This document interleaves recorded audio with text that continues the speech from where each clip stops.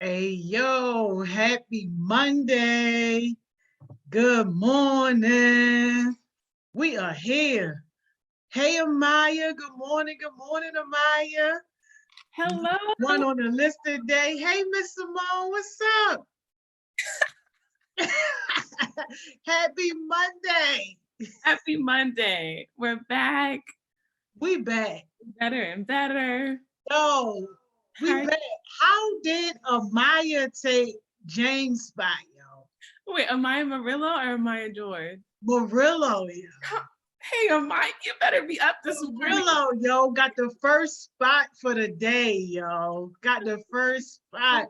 Beat out my man King Creativity. I'm just like, what we doing, man? I like that new name, Miss Joni, so that you don't be getting Wavy King and Wavy Waves confused. Yeah, no.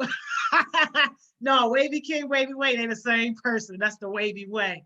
That's Mr. Hill right there. Like, don't get our babies messed up. Yes. Yo, the babies is in here today. Let's see. Good morning, Amaya. Good morning, Elder. Yo, Elder been working all weekend. Yo, shout out to her, yo, for being the lead actually on the Healing Center Youth committee. Yeah, like she's like the youth lead. So shout out to her on that. James, good morning. Yo, James can't be in the drive-thru, yo. If he ain't gonna be number one, yo, he can't be in the drive-thru, yo. We need somebody else in the drive-thru. Good morning, King Creativity. Hey, Cam. Good morning, Cam. Yo, shout out Chaos Movies. Good morning, Lamar. That's the Wavy Way right there. There we go. Taylor. Good morning, Taylor, aka Lord and Taylor, aka Our Voice. Happy Monday. Right? Good morning, Jamira. Yo, Jamira been on it all week, y'all. I know. Consistent, y'all. I'm back and I'm better. Hello. She back and better. You heard her? Good morning, Corey. What's up, man? Corey been consistent too, y'all. Absolutely. Corey on like his second week or something every day. Really been rocking. We love to see it. We love to see it. Yo, Nia, good morning, Nia. Yo, Nia been on it, yo. Come on, who's Nia? Yo, hey, Nia. I gotta tag you on one of Nia. Nia, she been consistent. Nia, she started coming, I think like a week ago. Yeah. She back on, y'all. She is on. Yo, I love this name. Kamaya Success Sessions. That is beautiful. Hey, yo. Come through. Come through, yo. Hey, shout out for the best name on here, y'all. Kamaya Success Session. Good morning, baby girl. Happy Monday, yo. Yeah. You know we don't even need too much more to be here now. Yo, that just made my whole week, yo. That's beautiful, yo. I love that. I love that. I love it. I ain't even gonna try to say, I'm gonna just say Bree, because I don't know if it's Debris or I don't want to mess nobody's name up. But good morning, Bree. Bree Lewis, I see you. I see you. Good morning. Welcome, welcome. Isis, good morning. Maya, the other Maya. Jorge, good morning. Lydia, she said, Miss Simone with a million E's behind it. Good morning. Hey, Keon, good morning. Good morning. Yo, Summer, good morning. Summer coming through on her own joint. She said, yeah, I'm independent today. Hey, Summer. Hardcore. Here we go. Hardcore. I love y'all. Yo, up on this. Amaya corrected me. She said it's not Jorge, it's George. Yeah. I was like, wait, I've been calling her Amaya. We love you, Amaya. We love you, yo. No, you know that's all that matters. You know I'm old, yo. That's my card I keep playing every time. I'm old. Good morning, David. Good morning, Q. Hey. Yeah. Good morning, Ari. Yeah. All right. Hey, listen, y'all, they playing with me. They trying to give me the phenomenon. I gotta hear it, y'all. It ain't never gonna work like that. Miss Johnny said, y'all not about to catch me slipping. You know, Ain't nobody catch me slipping, yo. Ain't nobody catch me slipping. That's right, King Core, been consistent on here. I'm so Don't say not Lydia. I need to change that name. Look, look. Who is that? I don't know. It's okay. It's okay. It's okay. I think it's Taylor. It's Taylor. It's Taylor. Okay. But the first name say Lydia. She said, who's that? Yo, that's that Beetlejuice name. It's all good. Good morning, Breezy Breeze. Yo, we're going to have a great week. Good morning, Marcus Allen. Hey, Marcus. showing up today. Yo, we're going to have a great week. Miss Simone, did you know that May was Mental Health Week? Oh, wow. I think I did hear about that. Because are the colors like green for Mental Health Awareness Month? Yeah. Uh-huh. We're going to have a whole takeover. Yeah. So all week, that's all we doing for the guest spots, all mental health with different themes. So I'm extremely excited about that. Like, that's really going to be a good look. So like, with mental health being such a serious issue, especially in our community, this is really going to be like a good week to just kind of talk about all those things. And then also our mental health group, today is their first day on the clock. We got two groups on the clock, yo. We got the mental health group on the clock, and we got the 21217 group on the clock. So I'm excited because we get to pay people like close to $500 just for showing up on success sessions. Like, how cool is that, yo? We got like 20 kids, yo, making like $500 a month just to come and learn something with us. Ain't that crazy? Their minds. You know that was the next thing I was gonna say. Absolutely. I love it. Good morning, Ma. Y'all see my mother on there. Hey, Ma. Good morning, Jada. Hey. Yo, you know, I drag people when they deserve to be dragged, and I praise them when they deserve to be praised. Yo, Jada really been on top of her stuff, yo. She was even working over the weekend, yo. She called me. I had my conditioner in my hand, everything, yo. She called me because she turned in her first project and let me hear her project and talked about what she was going to be doing. So Jada, I'm super duper proud of you, yo. Keep it up. You on the right track. Don't get distracted. Don't get off track. That's what I was talking about. That's why I was fussing so bad. Like, yo, what is going on? But she definitely handled her business for real, for real. We love it. We love it. This is this is amazing. Yo, we got all the people knocking at the door today, Miss Simone. What's going on? Guest today. It's gonna be a good conversation. You know, we love a good guest. We do, yo. We do. And if y'all don't know Miss Kaitlyn, y'all need to get familiar with Miss Kaitlyn. Yo, she do the academic sessions in the afternoon, yo, and she really be beasting it out, getting people on grade level. People like, I learned more in this 1 hour than I did all school year. I'm like, did I learn this? Did my teacher teach me? Yo, I'm learning so much. Yo, I learned how to do fractions. Now I understand this stuff with these proteins. I'm like, all right, so this mode, that mean the protein changing? Like, yo. It's a whole new world. I'm for real. Good morning, Miss Kaitlyn. Hi, good morning. How you doing? I'm good. Good. Happy Monday. Hey, Ma. Good morning. Good morning, y'all. How you doing? Happy Monday. Happy Monday. I'm doing great. Yo, was you on their professional session last week? The Zoom professionalism where they went over the do's and don'ts about Zoom? I don't believe so. Oh, okay. You should watch that one.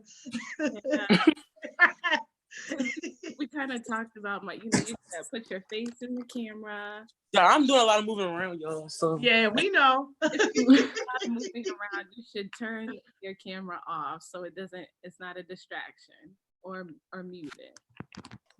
But we would hope you would be present because we have a lot of good things to talk about today. So I need you to be in it with us. Yeah. Yep. Maya said, oh, he missed that Zoom meeting. It's okay. Okay. Don't fry my man, y'all. Don't fry my man. He wasn't there, y'all. You know he's a manager. He is. We was in the kitchen while he was out at a meeting somewhere. That's true. Securing the fries and all the other payments that we need. Exactly. Yo, who is on hash browns today? Because you know I need a crispy hash brown. I know, right? Because actually, this is what we're going to talk about today. Just health and nutrition and health as a lifestyle. Because a lot of you know Miss Kaitlyn she goes ham on the academics, but she also studies like nutrition and kids and is really good with health. So Miss Kim, I don't know if you want to tell our heartbeats. I feel like some of them know, but some of them don't. But you're just bomb and you do a lot of great things. So if you want to tell them about your background in nutrition to help set us up for our talk today, that would be great. Yeah, totally. Well, thank you so much for having me on today on your session. I'm so excited to be here. It's fun. I don't usually get to be here in the morning and there's so many people and it's great. It's so fun. So hi y'all, I'm Miss Kaitlyn and so my background is actually as a high school teacher. So I used to be a high school teacher. And that's kind of why I do the academic sessions in the afternoon because I'm really passionate about teaching. But now I actually switched. I stopped being a teacher and now I study nutrition and I'm getting my PhD in nutrition. And so I've had to take a lot of classes these past couple of years to learn about different things, about healthy eating and healthy lifestyles and just the best things to eat in order to like either lose weight or maintain our weight or just maintain a healthy lifestyle overall. And so I was super happy because Mar and Miss Simone asked me to come on and talk about those things today and answer some questions. And so I have some stuff to talk about based on some questions that Mar and Miss Simone came up with previously, but then open to answering any other questions that y'all have about health or healthy eating or exercising or anything like that. So. Absolutely. We love and appreciate you so much, Miss K. And it makes sense. I didn't know you were a high school teacher. I'm like, I needed you. We all need, we're gonna have to clone you. We're grateful that you share your many gifts and talents with us, especially nutrition, because it's just such an important topic. Even beyond just COVID, we all know it's been hard trying to balance, snacking, staying in the house. But me and Mar have been talking about this for a while. So I wanted Mar to go ahead and tell us, tell everyone why we kind of chose this topic, how we're going to shape the conversation. And then like Miss Kaitlyn said, we want it to be conversational. We have a few questions and things that we've been thinking of, but seriously, y'all, we got to get as much out of Miss Kaitlyn as possible in this hour so we can get healthy. So if you have any questions, this is the time. But Mar, go ahead and tell everyone why we chose this topic. All right, so I know like a lot of people during this quarantine time, y'all want to change ourselves or change our environment or change the way y'all think or change things, like change something about yourself.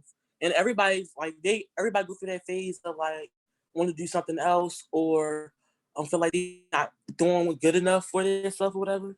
So my goal was to actually lose weight and eat healthy during this quarantine, through this quarantine, because this coronavirus had a big impact on a lot of teenagers and also adults and especially elderlies. And a lot of people have problems with dealing with their self-esteem issues and stuff like that. And it can mess them up mentally. So the reason why I asked if Miss Kaitlyn can join us on this session, me and Miss Simone, because I feel like a lot of us is either we want to lose weight or gain weight. A lot of people want to gain weight because they feel like they're too small or they feel like they're not eating enough. And a lot of people want to lose weight because they feel like they eat, well, not physically eat too much, but like, feel like they have some weight loss for their body. Some people refer to summer body. So we also talk like you also gonna be talking about like proteins and meats and vegetables and fruits. Sometimes people say that it's certain meats you cannot eat and certain meats that's unhealthy for you. But some people say that meat give you protein. So it's like a kind of confusion going on around that. And not only that, they say you can't eat so much fruits because you can gain weight by eating fruits and it's too much sweets in your body. So basically we're here to find out like what's the true and what's the false about this healthy lifestyle, and how can we maintain our weight loss and our weight gain, and how can we stay productive, and how can we stay consistent with our goals that can help us well, if this can help us reach our goals, because there's a lot of confusion going on, there's a lot of questions going on, and we need answers. So that's why we invite you here today to tell us. Cool. Well, thanks for having me. I'm super excited to be here. Thank you for coming. Cool. So I just wanted to start off, Miss Simone and Mar asked me to just name some like foundations of health and nutrition. Like if nothing else, if you got off right after this slide, what were the main takeaways from this whole presentation? And so I have some bad news, but I have some good news too, but I have some bad news first. And the bad news is that being healthy is really hard. Like it takes a lot of work and it takes a lot of time. So if you're like, you know what, today I'm going to be healthy and I'm going to lose a bunch of weight and I'm going to look so good tomorrow, like that's really unrealistic. So you got to be realistic when you're talking about your health. And so it's going to take time and it's going to take work. And, you know, in HeartSmiles, we always talk about keeping ourselves accountable and making sure that we're doing the best for ourselves. And that's what healthy eating is about. But the good news is also that having other people who are working toward the same goals and keeping you accountable can really be really helpful when you're trying to eat healthier or be healthier. And so that second bullet point says that accountability and routines can help. So I just want to give an example. For me, during this quarantine time, it's been hard to work out. Like it's just been hard to maintain a consistent workout schedule. And so one of my friends and I were like, okay, we're going to text each other every single morning and make sure that we work out. And so every single morning, Monday through Friday, we text each other a picture of ourselves after we work out, super sweaty, super gross. I'm mostly like this. I'm like, and we just text each other and we say, you know, I worked out, I broke a sweat and I worked hard today. And that's how we keep each other accountable. And if the other person doesn't text the other, then we say, you know, what's up? What are you doing? When are you going to work out today? So having that accountability in other people, having one person that keeps you accountable can really help. And also having that routine, you know, I said that we work out every morning. So every morning, Monday through Friday, I get up at 6:30 and I do an hour-long workout. And that's my workout that's my main workout for the day. And that helps. If I skip it in the morning, by the time nighttime comes around, I'm like, oh, whatever, this day's a wash. Like, I'm not doing it. I'm too tired. So I got to keep that routine in the morning. Okay. The next thing that I really want to emphasize is that Mar talked about, you know, some of us feel like we have a poor body image. We either want to gain weight, lose weight, you know, we want to have that summer body or whatever. But one thing that I really want to start this conversation off with is that everyone's bodies are different. Okay, so you can't compare your body to anyone else's. You gotta just be there for yourself. Okay, because when you start comparing to other people, you're gonna be like, oh, I'm too fat, oh, I'm too skinny, oh, I'm not this, I'm not good enough, right? But that's not you, right? You're good enough just the way that you are. And if you want to make changes, then you make changes for yourself. You don't do it for anyone else. Okay. Oh, Miss Kaitlyn. Yeah. The next thing that kind of goes along with that is you got to listen to your body. So if you're doing something, let's say you're like doing a diet, you've decided you're going to diet, but like every day you're feeling super sleepy, you're feeling super sick, like you don't have any energy to do anything, then that diet is probably not a good thing for you, right? You got to be aware of yourself, right? You got to check in with yourself. If you don't feel good, you got to make a change, right? You got to do things that make your own body feel good. And you got to listen to your body and check in every single day. And then the last thing I want that's like the main takeaway from this is that you don't have to be so strict every single moment of every day. It's okay to treat yourself. Okay, you don't have to feel guilty if you treat yourself and like eat an ice cream cone or whatever you want to do. You know what I'm saying? So like you can try really, really hard and be really consistent, but like if you want to eat an ice cream cone, eat that ice cream cone and enjoy that thing because it's good, right? And then after you're done, you're like, great, I feel good. And then I get back to my normal routine. Okay, so it's okay to treat yourself sometimes. Can I piggyback off what you said, Miss Yeah, Kaitlyn? please do. All right, so actually I have a question. So I feel like YouTube have been very helpful with helping me being healthy and stuff like that. And a lot of people have been saying like water fasting works. And I tried water fasting and I literally died on the second day. Like it was around nighttime, it was like midnight, and I was like, I cannot do this because I was just drinking water for 2 days in a row without eating nothing but drinking water. And it was hurting my stomach so bad. So of course I came downstairs and I got me a snack or whatever. I'm like, well, I'm never doing this again. So now me and my grandmother, we're doing a smoothie plan.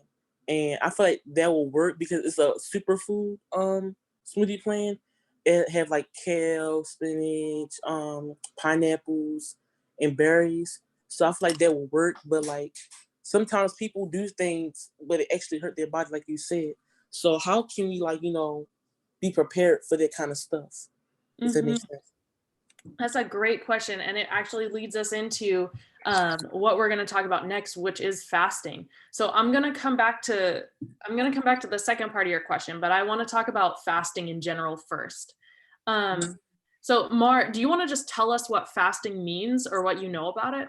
All right, so what I learned about it in YouTube, right? So basically, how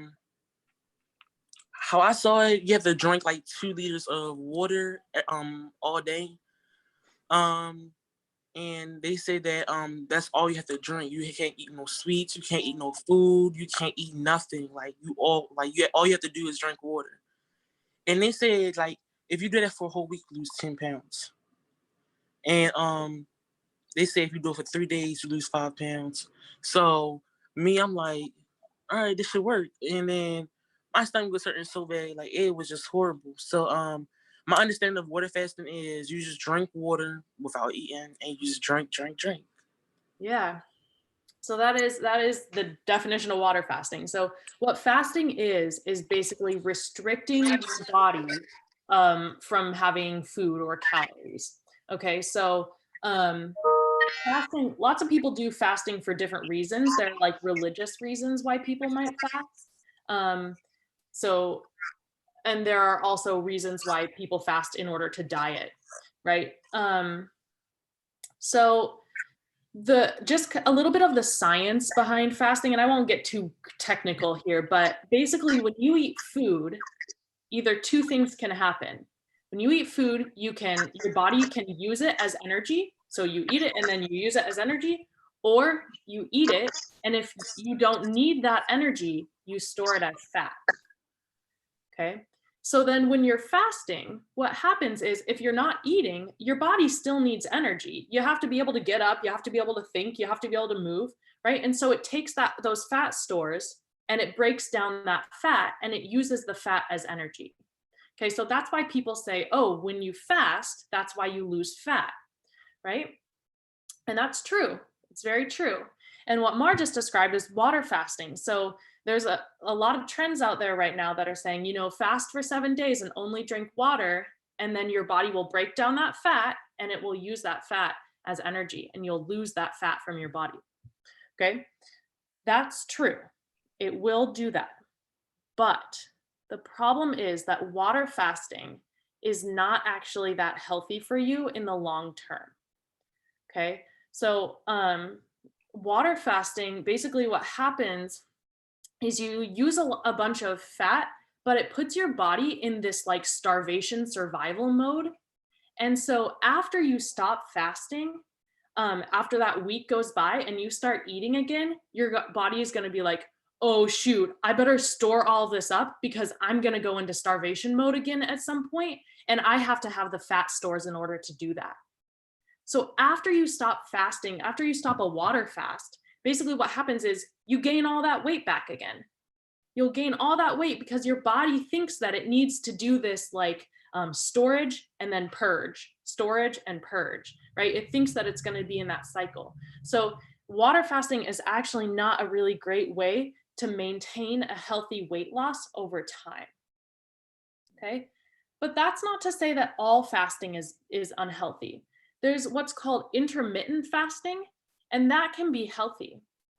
So yeah, you can go to the next slide. So intermittent fasting is basically when you restrict the amount of food that you eat to certain hours of the day, right? So for example, you could only eat food between the hours of 9 a.m. and 5 p.m. or 12 noon to 8 p.m., right? So usually you try to do it in 8-hour periods. And what this does is it basically trains your body to use that energy during that time, okay? And then when you're not eating, it will use that, it will break down the fat and use the energy then. But since it's not for such a long period of time, your body doesn't get freaked out. It doesn't get stressed out. So it just uses that fat, but then it won't store it again during that time because it's getting used to it, saying, oh yeah, this is a normal thing. I'm doing this every day. I don't need to be freaked out about this. Okay.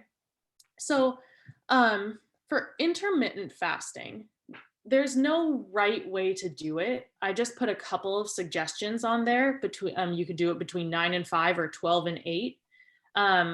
My partner did intermittent fasting for 5 years. He's done it, and he eats between 12 p.m. and 8 p.m.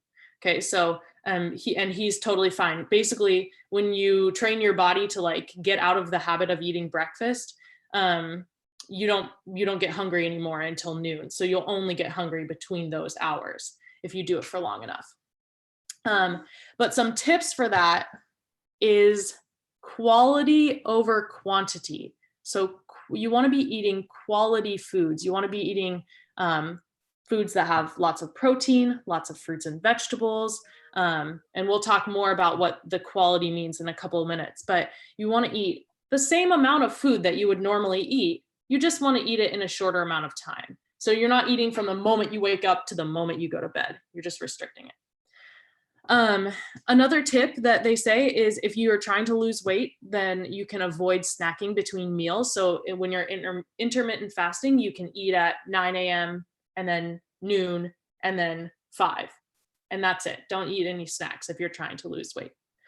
And then the big one is that you want to avoid eating at nighttime, like right before you go to bed. And this is so hard for me because I get hungry for some reason, just like right before bed. I'm like, you know what? I need a snack. You know what? I'm going to eat a bowl of cereal or those kinds of things, right? But unfortunately, eating at nighttime right before bed has been shown that it causes like people to gain weight, and it causes you to be more at risk for things like diabetes and heart disease. So those chronic illnesses that might not affect us right now, but can affect us when we get older, right? So we don't want to get into this habit of eating at nighttime because that can lead us to an unhealthy lifestyle that can put us more at risk for these chronic diseases. Okay, and then finally, just that bold part at the bottom, intermittent fasting, it can be effective for losing weight, but it's not the only way to be healthy. Okay, so it's a tool that you can use, but it's not the only tool that you can use. Okay. Mar, what are your thoughts on all of this so far?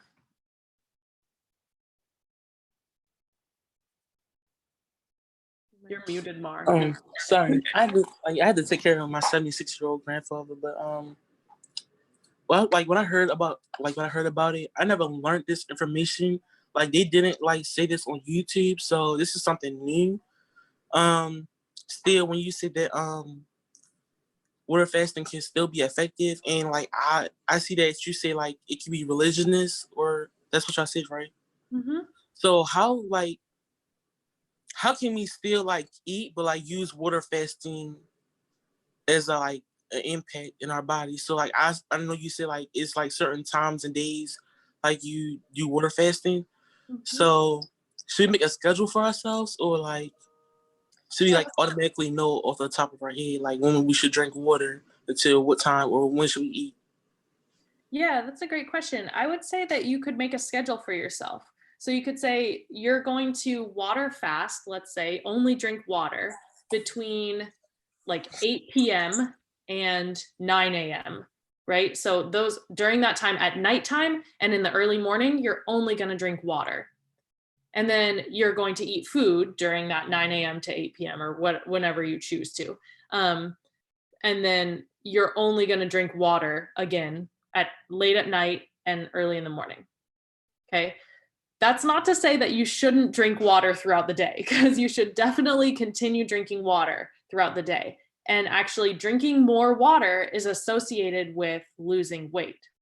Okay. Because when you drink water, you kind of fill up your stomach and then you don't feel as hungry during the day. You don't need to eat all those snacks because your body's like, oh, I have some water in me. Okay. So you should always drink water, but you can water fast at night and in the morning. Does that make sense, Mar?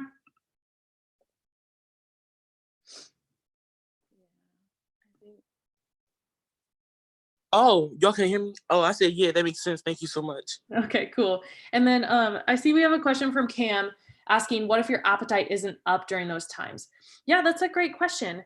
So like I said, you don't have to stick to like one of those times that I said. You can make your own schedule. So you can figure out when your body is feeling hungry, and then you can create your schedule based off of that. For me, my body is hungry between 10 a.m. and about 7 p.m. So that's when I eat, like between 10 and 7. But for my partner, his body is hungry between noon and 8. Right? So that's when he eats. So it's all kind of dependent on your own body. And that's why I said you got to listen to your body. Can I piggyback off what you said? Mhm. So sometimes when I go to school and like, usually in the morning, I just skip breakfast for some reason. I just don't eat breakfast before I leave out. So I get dressed, brush my teeth, take a shower, then I go to school. And when I go to school, our school serve nasty lunch. Like I don't like to eat and stuff like that. So I usually wait till after school to get something to eat from like Dino's, or I go to HeartSmiles and get a little snack. I mean Bloomberg, and get a little snack from the HeartSmiles office. And how can we can we force ourselves to eat, or like is this like something that like we have control of? If that makes sense, like because sometimes a lot of people don't eat lunch and a lot of people don't eat breakfast. So it's like, what's the like perfect thing to bring with us when we're not like very hungry? So like for me, during school, like I chew gum. I don't eat like anything in school, or I bring like a bag of chips to school or a Gatorade, and like that's all I eat in school. So how can we like not force ourselves to eat, but like help ourselves to eat more? Mm-hmm. If that makes sense. Mm-hmm. Yeah, I think it makes sense. Let me see if I am understanding you correctly. Mm-hmm. So you know how humans, this is gonna tie in, I promise. You know how people sleep at night, right? We basically go to sleep at whatever time. Maybe let's say for me this is 11 p.m. and we wake up at 6:30 a.m. or whatever, right? So this is my sleep pattern. Basically, I've trained myself to have that sleep pattern. Okay. If I wanted to switch it up, it would be I would be tired, right? But I could actually sleep from like, I don't know, let's say 8 p.m. to midnight. And then again in the afternoon, 2 to 6, right? I could completely switch up my sleep schedule. The same thing happens with your body and eating, right? So right now, what you've said, Mar, is that you've trained yourself basically to not eat almost the entire day and then only eat at night. It's possible to retrain your body to be able to eat regular meals during the day. For example, even if you don't feel very hungry in the morning, you could eat a piece of fruit. You could eat an orange in the morning or an apple in the morning, just to kind of get your system going, right? And then at lunch, you could eat, I don't know, a couple, like some carrots or a sandwich or whatever you want to eat at lunchtime. Something small if you're not very hungry. But this will start to train your body to eat regular meals during the day. So even if you're not feeling hungry all the time, you can still retrain your body to do that. And then you will start to feel hungry at like 9 a.m. and you're like, oh, I need to eat that piece of fruit, right? And then at lunchtime, you'll say, oh, I need to eat some carrots or something like that. Does that make sense? Yeah. All right. So sometimes people say like breakfast is like the most healthiest. Well, it's the best meal of the day or something like that. Mm-hmm. And they say it's the most important meal. Mm-hmm. And how, like, a lot of us skip breakfast sometimes. And then, like, some of us skip lunch sometimes. So how can we, like, eat breakfast daily if it's, like, the most important meal of the day? Mm-hmm. That's a good question. So the reason why people say that breakfast is the most important part of the day, especially for teenagers, is because it's shown, like actual research studies have shown, that teenagers that eat breakfast in the morning actually do better in school. Their brains actually are like higher functioning. They do better on tests. They're able to pay attention more. So that's why they say that breakfast is the most important part of the day, especially for teenagers. As far as, and I see Kamaya, I think, asked this question, is it okay to skip breakfast? Will it affect your goal? It kind of depends on what your goal is, right? If your goal is, actually, I would say no. Don't skip breakfast.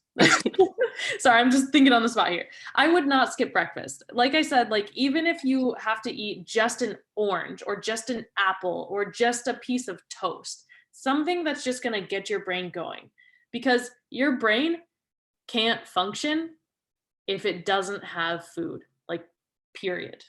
If it doesn't have food, your brain can't function. Okay, because it needs sugar basically in order to survive. And you can get sugar from fruit, you can get sugar from bread, you can get sugar from pretty much any food. Okay, so I wouldn't skip breakfast. I would train your body to eat breakfast in order to do better in school, in order to lose weight, in order to just function and be healthy. Okay. There's another question from Bree. Actually, Jada's first. So what if you're trying to gain weight and it isn't sticking because your metabolism is too fast? Okay, so I made a little slide here to talk about gaining weight. And my first thought is, ask yourself, why do you want to gain weight? If you want to gain weight in order to just have more weight on your body, I would say that's not a good enough reason. Right? If you're trying to gain weight because you want to be more muscular, that's a great reason, because that's a healthy reason, right? But I would say for us people living in America, we often don't need to work to gain weight. And as you get older, it will be easier to gain weight because your metabolism is going to slow down. So I wouldn't really worry about gaining weight all that much at this point in your life. But if you are trying to gain weight, you want to do it in a healthy way. So if you look at that second bullet point on here, it says, add calories by eating healthy snacks throughout the day. Right? So remember when I said, if you want to lose weight, cut those snacks out. If you want to gain weight, add those snacks back in, but make sure they're healthy snacks. Right? You want to eat something like an apple and peanut butter, or some nuts, or cheese and crackers, things like that. If you are trying to gain weight and you are just drinking soda and eating chips and eating French fries, it's not the healthy way to gain weight. You might gain weight, but you're going to be gaining fat. You're not going to be gaining muscle, which is what you want to be gaining. Right? The other part is, I said, exercise regularly. Don't stop exercising because you're like, oh, I exercise and it makes my metabolism go even faster. That's true. But when you exercise, you're actually gaining muscle, and that's going to help you gain weight. Okay. And then the last thing, don't worry if you're not gaining right away. Like I said, as you get older, I promise you, it will be easier to gain weight. Take it from all of us. And yeah, I just wouldn't worry about it too much. But Jada, we can have more of a conversation about that and about why you want to gain weight a little bit later if you want. Okay, if you miss a certain time you have to eat, does that affect the outcome of the goal you're trying to reach? I think this Bree is talking about intermittent fasting. And if you like accidentally eat outside of that window of time, that's okay. Like, whatever. If you are going out to dinner with your family or something, maybe after COVID, and you eat after 8 p.m., that's okay. It's fine. But make sure that on most days you're sticking to that window of time that you're trying to do, right? It's okay if you treat yourself sometimes. It's okay if you make mistakes. Like, your body is resilient. It can get over it, but you want to make sure that most days you're staying in that routine. Okay, another question. Does sleep boost metabolism? Yes, in a way. So your body kind of has, when you are resting, your body goes into this state called rest and digest. And basically when you're resting, then you are also digesting your food. And so sleep can help you digest that food. And it can also, I don't know the exact science behind it, but it can help with digestion, and it can help you to feel more energized the next day so that you can burn off more calories.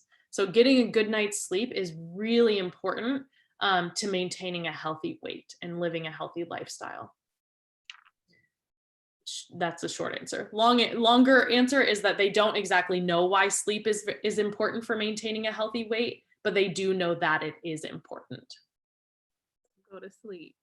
Yeah, go to sleep. Sleep, sleep, sleep. It's very important. Okay, another question. So I've seen how people are making their own drinks and shakes to lose weight. I was wondering, what are the pros and cons of things like that? Yeah, great. Okay, so this is a question. Yeah, can you stay on? Oh, go back. Can you go back to the one that, what does it look like to, yeah, this one. Okay, so Bree, I'm gonna answer your question, but first I'm gonna talk about what it looks like to eat healthy. And so maybe you've all seen this. It's called My Plate, and you might have seen it in school, like maybe in your cafeteria or something.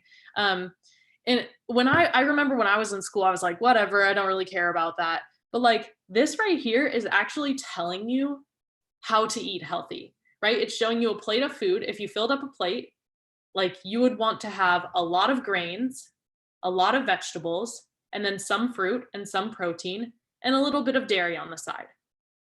Okay. What's the most important thing about this though, is that it's the quality piece, right? So if you are putting grains on your plate, but you're only eating white bread all the time, white bread is not as healthy for you as whole wheat bread. You want to have whole grains on your plate, right? So whole grains are things like whole wheat bread, brown rice, oatmeal is a whole grain, and even popcorn. Popcorn without all the butter and all the salt, right? But popcorn is a really, really healthy thing for you. And of course, the butter and the salt make it better. So sprinkle a little bit on it, like make it taste good, right? But not too much. But popcorn is a really healthy snack. So if you can integrate popcorn, right, you can be healthy. For fruits and vegetables, right, you can eat, it doesn't matter what kind you're eating. It could be fresh, it could be frozen, it could be canned, any of those types, as long as you're eating fruits and vegetables, those are going to be good for you. I put a little star next to the word canned because sometimes canned fruits and vegetables can have some hidden things in there, right? They might have a lot of salt, or they might have a lot of added sugar, and you want to avoid those things. Okay, and then we can talk more about proteins, what Mar was asking about, but you want to have lean proteins like chicken or turkey, eggs, beans, and nuts. Those are like your lean proteins. And then for dairy, you want to have low sugar. So like if you're eating yogurt, you want it to be plain yogurt or low sugar yogurt rather than like those chocolate yogurt things. You know what I'm talking about? Where they like put in the like sprinkles in the top, like those aren't doing nothing for you. So bringing this back around to Bree's question, people making their own drinks and shakes to lose weight, that's okay. That's totally okay and good to do, as long as it still has these things that we've just talked about, right? So as long as it has fruits in it, as long as it has, you could even add some oatmeal, like sprinkle some oats into your smoothie. You could put some protein powder. Protein powder is good, right? You could put some low fat, low sugar yogurt in your smoothie. And those are good things that will help you to lose weight. Okay. I would say that the only con of making your own smoothie is that it's easy to make it unhealthy, right? When you're adding like a bunch of sugary yogurt, or when you're adding, like if you add any extra sugar or honey or things like that, then it can become really sugary, and that will not help you lose weight. Okay. Gaining muscle. I think fruits makes it sugary enough, right? Yeah, fruits do make it sugary enough, especially if you add bananas. Bananas are like the key to life, I feel like. Miss Joni's like, no. But if you don't like bananas, you can add blueberries, you could add strawberries, those kinds of things. Even if you pour like a little bit of orange juice into it, those kinds of things can be can make it sweeter, so you don't have to add sugar. Mar, other thoughts? No, not really. No, not really. Okay. Okay. Another question is, so what about gaining muscular fat and losing body weight? How do we merge these?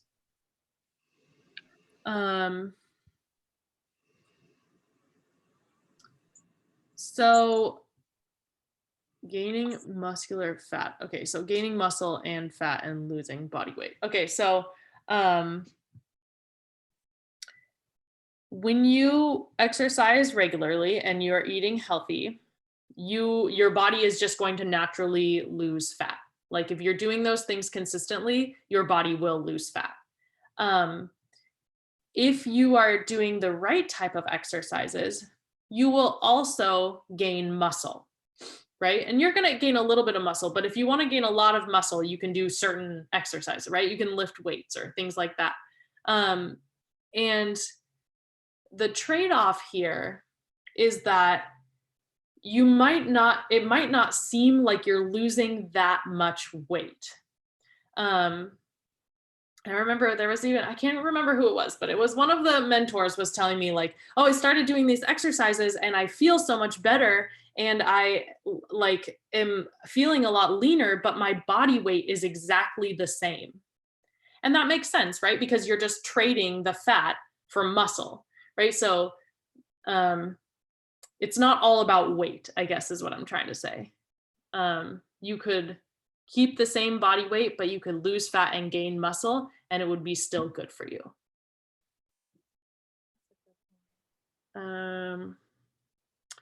How do I feel about detox tea? Is it good to drink when trying to lose weight? I don't know very much about detox tea.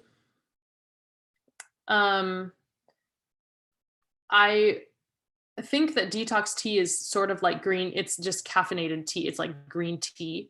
And you drink it sort of to like curb your hunger, make you not so hungry. I would say it's fine to drink, but I would not treat it like a water fast, right? So you shouldn't just drink detox tea all day long, because that's not going to make your body keep your weight off. That's going to do the same thing as a water fast, and you're going to gain that weight back. But should you drink detox tea? Should you drink green tea? Yeah, I drink it every morning. It's great. But I wouldn't only drink it. Yeah, I don't want to go because I know we're running out of, but I just want to make sure, look up, there's this thing called flat tummy tea, and like all the little celebrities on Love and Hip Hop and they promote this flat tummy tea. So I need you to really look that up for us. Okay, I'm going to look that up. Yeah, but if it's like green tea and like regular healthy detox tea, it's okay as long as we don't replace it with like just that's all we're drinking. But just hold tight, y'all, on that flat tummy tea stuff until we get a verdict from Miss Kaitlyn. Yeah, I will look it up. I will tell you that I feel skeptical about it off the bat. Me too. I will tell you that I am skeptical about most diets. Like most diets that are on the internet are just things that people have made up that say that works for me, so I think everyone should do it. Where it's not backed by any real evidence, right? There's no actual scientific research behind it. And so there's no proof, I should say, that it works in big groups of people. There is proof that maybe it works for one person, and then they're like, ooh, everyone should do this, right? But it might not, it's usually not true. So I will look up flat tummy tea and I will get back to you about that. I have a question for you and Miss Joni. Mm-hmm. So me and like my family, like I think Monday, Wednesdays, and Fridays, we walk and we run to the harbor every day. And I live in Canton. So we walk and run to the harbor. And sometimes when I come back, like when I come home, and I just like come through the door and I start cramping. Like I'm sore, like my body is sore from running. Mm-hmm. And then like you can't sleep right and stuff like that, and your stomach started hurting and stuff like that. And my question for you, and this question is for Miss Joni too, because I know Miss Joni, she runs every day at 6 o'clock, I believe. How can we like, you know, help our sores out? Like, cause I know sometimes like when I walk and I start like limping and stuff, I'm like, what is going on? Like I can't be walk right. I can't be like lay down on the right spots. So it's so much things like that hurts your body when you run and you work out. Like I was doing ab workouts the other day and like my stomach was hurting for the whole day. So how can we like treat our sores and our stomach problems? Miss Joni, you want to weigh in? Yeah, sure. That's a great question. I would say what I've learned, because I've been working out like for years and years, what I've learned is that rest piece is very, very important. So it's normal to be sore, for your muscles to be sore, because while you're doing that work, you are actually breaking your muscles. And you need that next day of recovery in order to be able to, you know, allow your muscles to heal so that they can actually build and get stronger. So I would say if the pain is too much, instead of doing like 2 or 3 days back to back, try to break it up first and do maybe 1 day on, 1 day off, 1 day on, 1 day off, and see if that helps.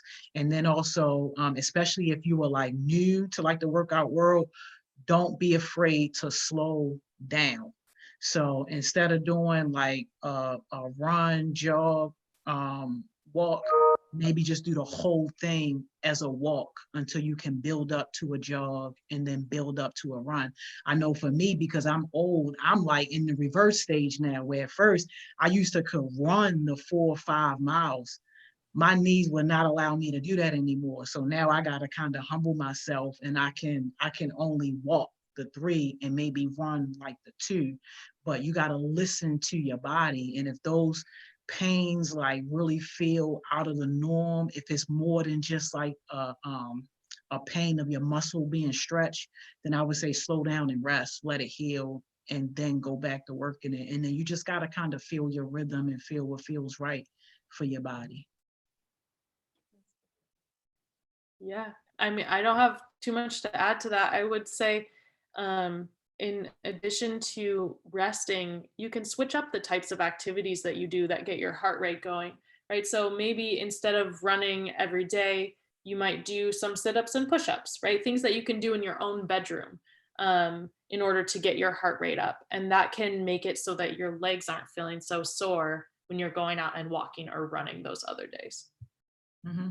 And those braces work too, Ma. I don't know if you guys are using those, but like the knee brace and the shin braces and stuff like that, like those things work too. They help. Oh no, we use what's it called? You put it on your belly. I think it's called a weight training. Oh, I don't use it, but my grandmother uses it.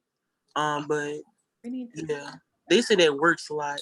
Mm-hmm. Yeah, she getting that flat tummy. Are weight trainers healthy? We're running out of time. I'm sorry. I know, and this conversation is so good and so needed. Hey, y'all, drop some fires and some hearts if y'all want us to do a part 2 on this conversation, because we literally only have like 30 seconds. And this conversation is so well needed. And if I missed anybody's question, put your question in again, and I'm gonna give it to Miss Kaitlyn so that we can make sure that all your questions get answered. They was going off, y'all. I was trying to keep up. I know. We love this. We really do, because like we said, we want it to be health as a lifestyle, not just like, you know, when it's cute, when it's convenient, when we want our summer bodies, but just for us to like be physically healthy, mentally healthy, all of that. Like, we deserve it and we can achieve it. So thank you so much for coming on. Thank you for having me. No, of Thank course, you so Miss much. Kaitlyn, we love you. All right, we getting mad fires and hearts, so that means a part 2. Miss Simone, you gotta hook that up. Miss Kaitlyn, we need your jewel, man. Oh, I'm not ready for this. I'm not ready for this. I don't know. I guess I'll just bring it back to what I said at the beginning, that you got to do this for yourself. You got to work hard for yourself. It's not for anyone else. So don't compare yourselves to others. Just make sure that whatever you're doing, you're checking in with yourself, making sure that you feel right, and making sure that you're doing it for the right reasons. Yeah, Ma, your jewel.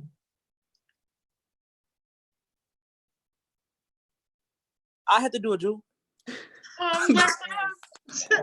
All right. I'm thinking.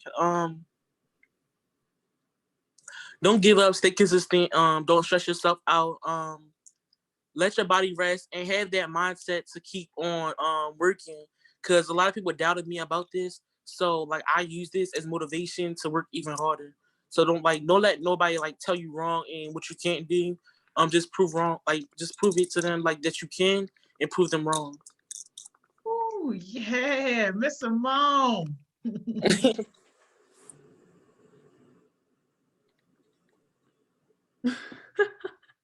Miss Simone says her internet is in the ghetto. No, Miss Simone ready. I don't know. She's trying to play us because she got the hoops in today. My internet. I was about to type my jewel because I'm like, y'all gotta get your internet in the ghetto. Before it cuts off, let me say it. There's a few things you don't get back in life. You don't get any time back, and you only get one body. So use it to your best abilities. Do all the things you need to do to be healthy, to live here, and take care of yourself, because we need you. Yeah. Thank y'all so much for an amazing session. Miss Simone, we'll see you tomorrow at 10. Miss Kaitlyn, we'll see you later at 2. Ma, I'll see you later. Enjoy the rest of your day. You too. Bye, y'all. Y'all, we had a great session, a fire session. We promise y'all we're going to bring back part 2 of that, because that conversation is definitely needed. So we're going to do a quick 3-minute break, and we right back here at 11 o'clock to kick off our mental health week. All right, all things mental health. So come with all your mental health questions right at 11.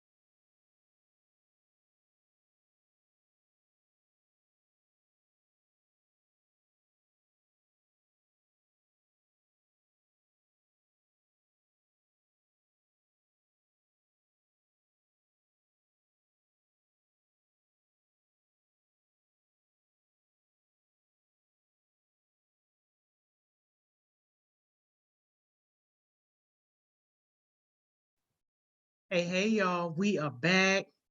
We continuing this thing, mental health, all week long. We got Miss Nia Jones about to join us. This is about to be good, y'all. There she go. Hello. Hey, Miss Nia. How are you? What's up? I'm good. I'm blessed. I can't complain. Happy Monday. How you doing? Happy Monday. I'm doing okay. And I just watched you guys. I watch all the time. I'm not like a newcomer to this. Yeah. But Like y'all heard it. She said she ain't new to this. She true to this. that's right. I watched the last hour. So I was like, let me hurry up and get off of here. But Yeah, no, you good. Oh my God, it was so good. Miss Kaitlyn did such a great job talking She did. about that. So we got to get her on for like a part two, like, because that was Right. really amazing. Yeah, it was good. It was good. And it all fits, right? Like mental health and wellness is they're married. Yes, So it works. yes. So I'm super excited to kick off this entire week just focusing on mental health. And you get to be the first one to kind of set the tone. And I'm actually just finding out that May is Mental Health Awareness Month. Like, I didn't even know that that was a thing. Yeah, it is. May is Mental Health Awareness Month. And the cool thing here in Maryland, this week, they're focusing on children's mental health. And so that kind of like digs a little bit deeper. Minority mental health wellness isn't until I believe July, but I mean, it's mental health. We're going to go for Yeah. it. Wow. Okay.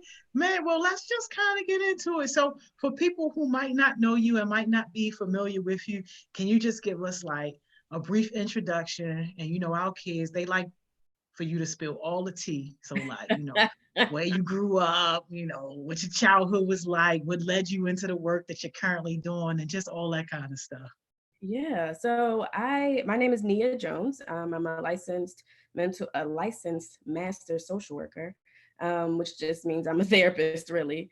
And I have like some extra letters behind my name. But born and raised in Baltimore, I'm going to stop saying that. I've lived one other place, Emmitsburg, Maryland, where I started my undergraduate career. And then I finished at Morgan State University. So I've only ever been in Baltimore, 21213 and 21217. So East and West Side. And, I love my city. I purchased property here. Like it's important for me to be able to do the work where I was born and bred. So what led me to do this work? So I started my career in human resources. So you get a degree in psychology. Really, there's only two things that you can really do. Because you don't really have a certification. You can go into human resources, or you can kind of go into case management, which is kind of like when people call Child Protective Services or they go to Department of Social Services for any reason. That's usually that kind of frontline worker. I chose to go into human resources after doing a fellowship with Johns Hopkins and Kennedy Krieger, and it was amazing. I was responsible for hiring teachers for Baltimore City Public School students. And I realized that a lot of the problems that we were encountering at the school level was because of kind of this brokenness that our children were experiencing, and because they didn't have really great teachers.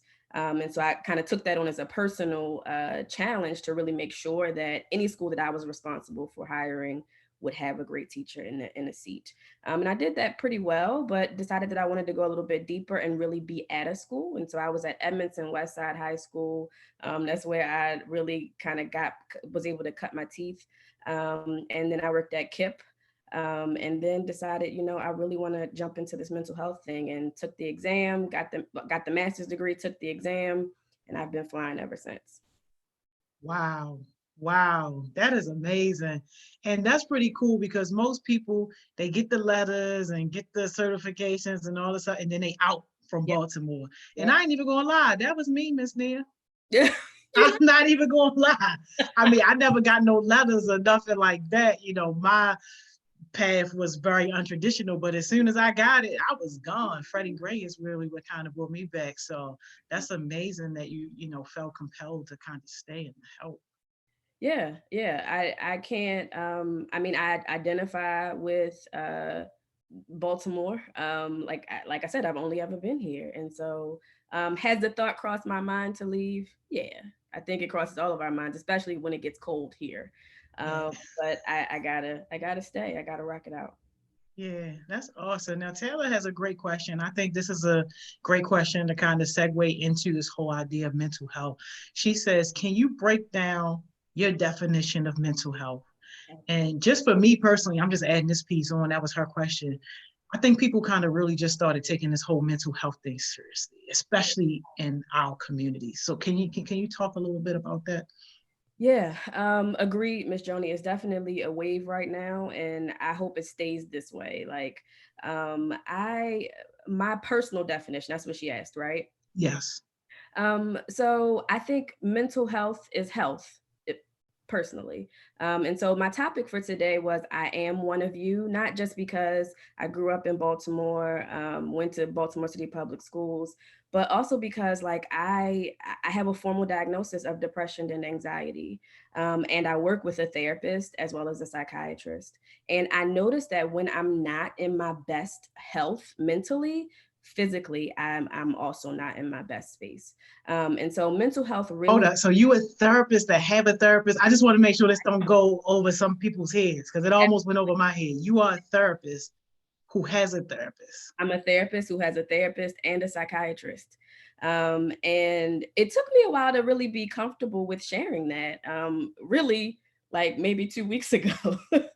Are you Um, serious? yeah, yeah. I would tell, I've always been an advocate for mental health since I was a little girl, but never really did what I was preaching, right? And I had an unfortunate situation that happened to me that really was like the butterfly that came along and landed on top of all of my junk in my life and caused me to have to go and really work with a therapist and really kind of dig up some stuff. So yeah, therapist who has a therapist, like it's important. It's important. And so mental health to me is really how we feel about ourselves, like that self-esteem and confidence. That's number one. How we relate to others, right? So like you see people who is always like it's not my fault, it's your fault, or people that are overly happy 1 minute, 1 minute, kind of like for a certain period of time, and then really down for another period of time, and like how that impacts their relationships with people. So mental health impacts how we relate with others, but also how we handle stress. Life is stressful. There's good stress and bad stress, but our mental health is really wrapped in how we actually cope with all of that stress. Wow. Wow. Um, Marcus Allen said, what year did you go to Emerson? He being crazy. I was at Edmondson. Oh my God.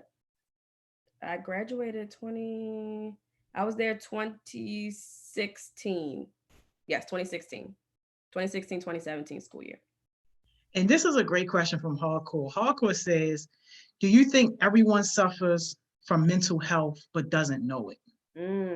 I think, it's kind of like when you have a car and it at some point it needs an oil change or it needs brakes, or it needs new windshield wipers, right? Like if we think of all of ourselves as this car, so to speak, and we kind of treat ourselves like machines often, right? It always needs a checkup at some point. And so we all need those mental health checkups. You may not have a formal diagnosis, but life changes so much and it's hard, right? Like life ain't easy, especially when you're a brown person in Baltimore, right? And so I think we all have mental health that needs to be checked up on, but we might not all have a diagnosis, and that's okay. And you don't have to have a diagnosis to see a therapist, which is the really awesome thing.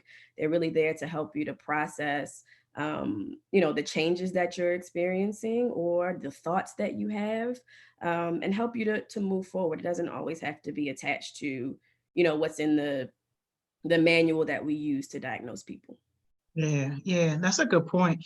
Coach Johnson wants to know, do you really love what you do and would you refer kids to do it? Yeah, I do. I have at full transparency, I said I was going to be real with y'all. And so the past 3 weeks have been really heavy on me, mostly because my clients are children. And they are really feeling the effects of coronavirus to the point that like they don't even want to talk about it. Like I'm mad. And it's heavy on me because there's really nothing that I can do. I can't even reach out and hug my clients right now, even if I wanted to, because we all have to stay safe. And so that is the hardest part. But I genuinely love what I do. Not only am I a therapist, I also consult with the Black Mental Health Alliance. And I'm sure you guys have seen me at some of the Thriving Thursdays. And we do a lot of really great work around events and kind of grant programming for young people and adults and everybody in between. And so I absolutely love that work. Kind of when you think about social work, there's something called macro levels. That's like the community work. And then there's like the micro level work that you do with clients individually. And so I love that social work can go into all of those places, right? Like you can go and you can work in a hospital, you can work in human resources, you can work as a consultant for teams and families and for children and for teenagers. You can do stuff like what I'm doing right now, kind of sharing information. And so social work is so diverse that absolutely I would recommend it. And especially for our boys, it is incredibly hard to find a male therapist. I think part of it is just because women are a little more conversational and kind of like, I'm gonna pat you on the back and we're gonna be okay, we're gonna power through this. And guys tend to not be that way, or at least that's the stereotype. And so a lot of our young Black boys want a male therapist who looks like them. And people will literally throw money at you as a Black man in the mental health field, or as a man in the mental health field, because it's in such short supply. And I always advocate for anybody to go into behavioral health, because in the like COVID-19 we're like in the storm right now, right? But eventually we're going to be out and back into our lives again, and we're going to have to readjust. Right now, behavioral health claims, so that's a request for a therapist, have shot through the roof at 300%. Wow. Okay? So if that's the case, as we kind of go through this process of COVID-19 and perhaps other things that can happen kind of in this new age that we're in, we're going to need people to be there to listen, to help us to power through at the community level, doing those food banks and having community resources. All of that is usually led by a social worker. Wow. Yeah. 300%. 300%. That is crazy. You got a lot of questions, y'all. I promise we're going to get to all these questions because the questions starting to get real deep, Ms. Nair. They starting to get real deep. Chris wants to know, was your depression really bad? And what ways would you suggest someone who was going through that now to handle it? That's a great question. That's a great question. You said, what was his name again? Chris. Chris. Yes, that's a great question, Chris. And to be completely transparent again, I'm just coming off of what I call an episode, and have had to work through it a little, but yes, it is bad. It is my depression is marked by consistent crying, kind of uncontrollably, and I'll be super real, thoughts of suicide. And so I want to say that because we have the stigma that people that are depressed look a certain way. If you walk past me on the street, you probably wouldn't guess it. We have thoughts that Black people don't commit suicide or even think about committing suicide because we have these assumptions that we just have to power through. And so the last 2 to 3 weeks have been incredibly hard for me. I had about 4 days when I was just in the bed and couldn't get up and get going.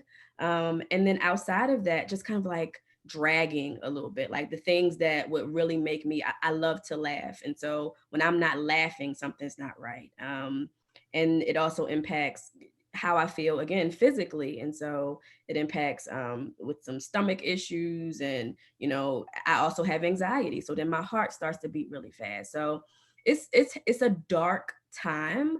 And every time, the amazing thing about this, Miss Joni, is every time I come out of a dark moment, I get to have an experience like this right now with people where I can share what it looks like and the power of powering through and a face of what depression and anxiety looks like. And so super excited to be able to share again, but it's not pretty.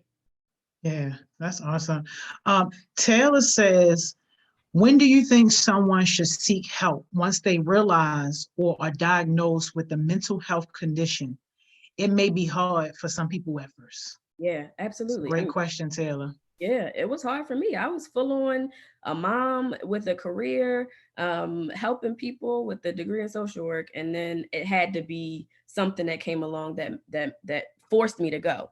But to answer your question, with depression, if it's persistent for at least the it's called the DSM, which is the diagnostic manual for that we use for diagnosis. If it's for 14 days or more, if you are experiencing these periods of sadness, because we all get sad, we all get angry, we all feel the emotions, right? But when it gets to the point that the sadness has been prolonged for at least 14 days, it's time to go talk to somebody. And I would even say that sometimes the depression may not show up until that 14 days, but you knew that something kind of wasn't right kind of before it happened. And that's where kind of like those coping skills are helpful. But back to the car analogy, like when you know it's time for an oil change, when you're driving your car, it sounds a little different. Or, you know, when it's time to get something worked on, it's time to change a light bulb, right? It starts to get a little dim. And so, you know, kind of moving forward, like, all right, I think I need to go chat it up with somebody. Yeah, that's an excellent way to think about that. This is an important question. This question comes from Q. Q, I love this question. Do you think that it is important for a Black person to have a Black therapist? Yeah. Yes.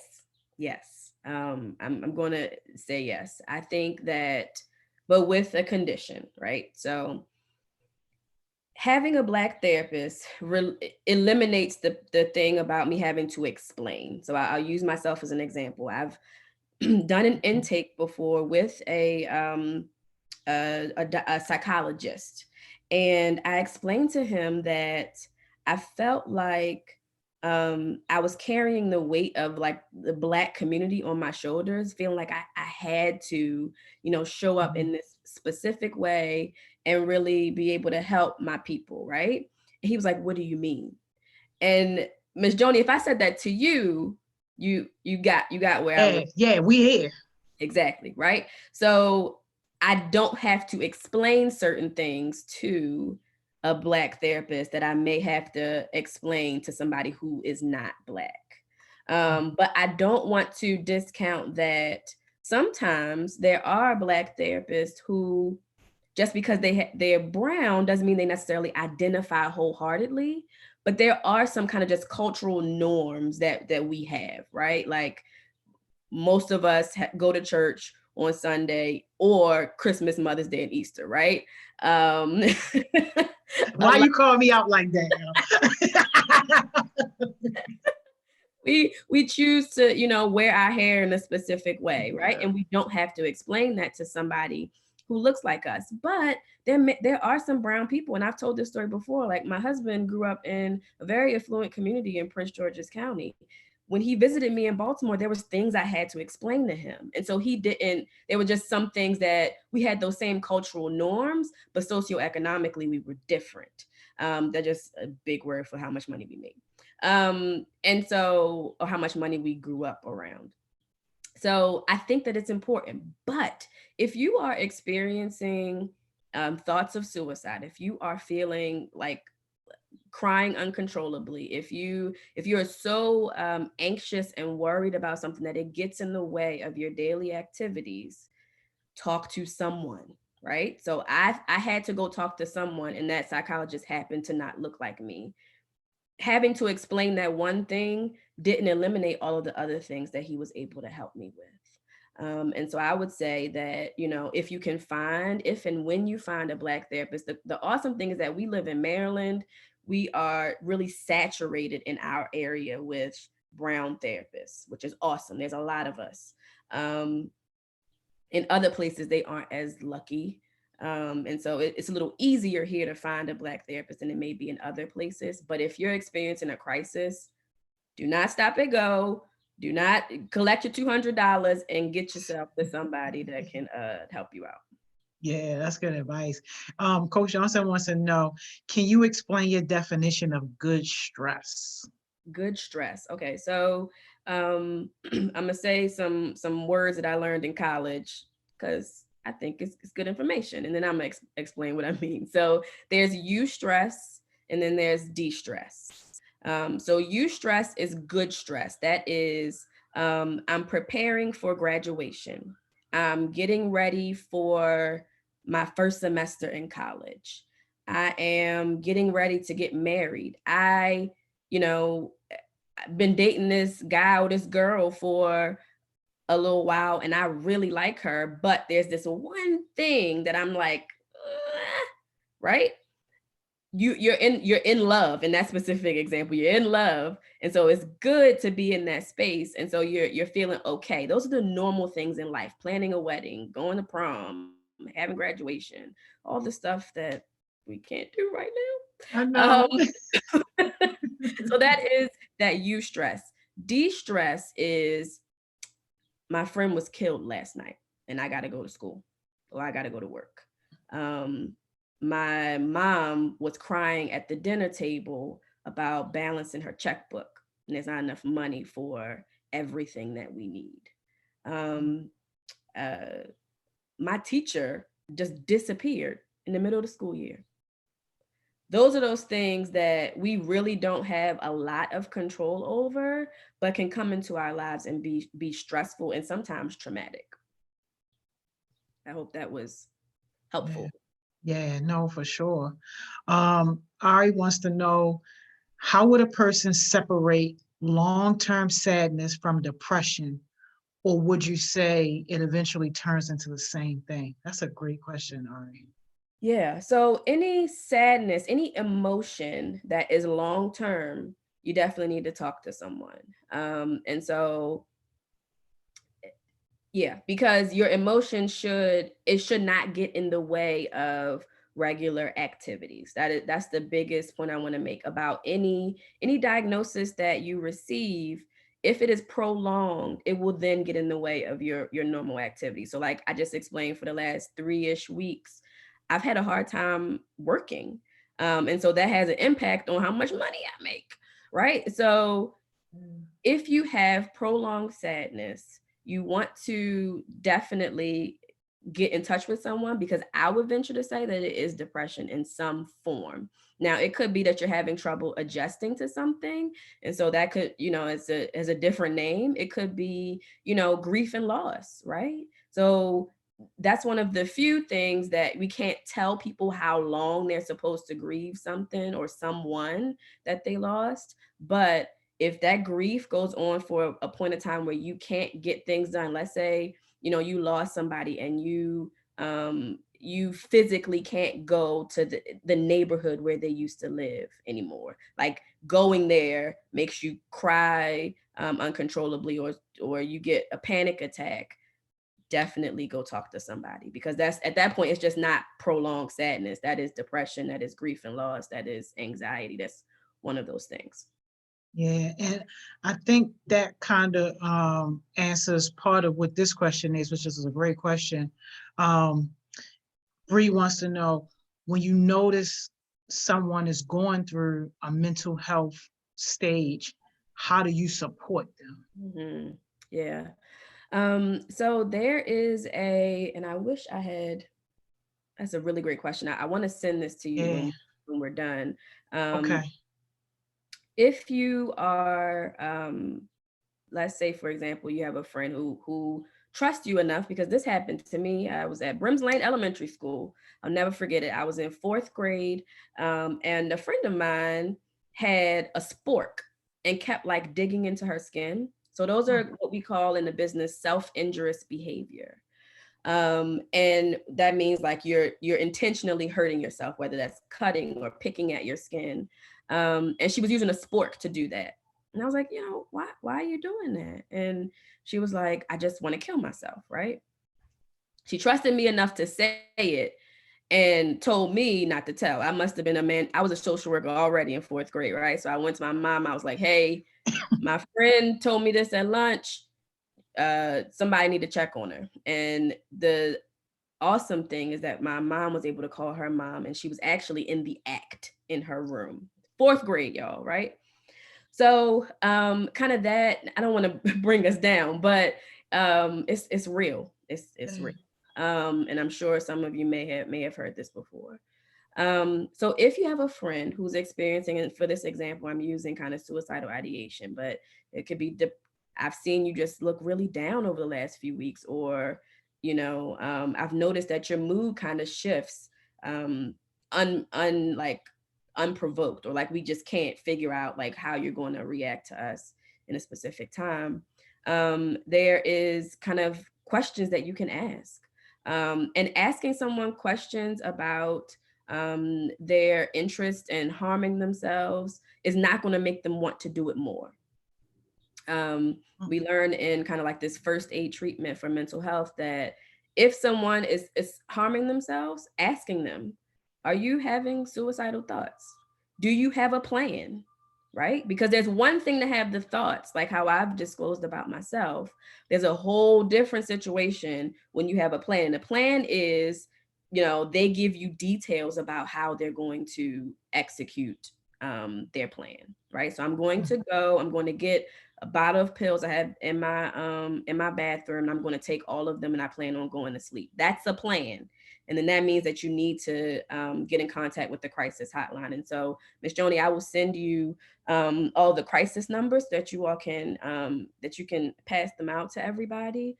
But you definitely want to ask those questions. You also want to be supportive, right? Just be there. Ask them, how do they need you to present in this moment?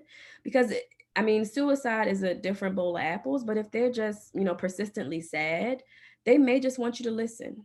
They may not want advice in that moment. And so something that I always ask my clients is, what do you need from me, right? So let's say someone just gave me a lot that they want to process. How would you like for me to show up for you in this moment? Yeah. You want me to listen? Do you want advice? Do you want us to go do something? I'm not talking about like she's sad because somebody broke up with her and y'all trying to pull up on somebody, right? Like that's different. You best say that.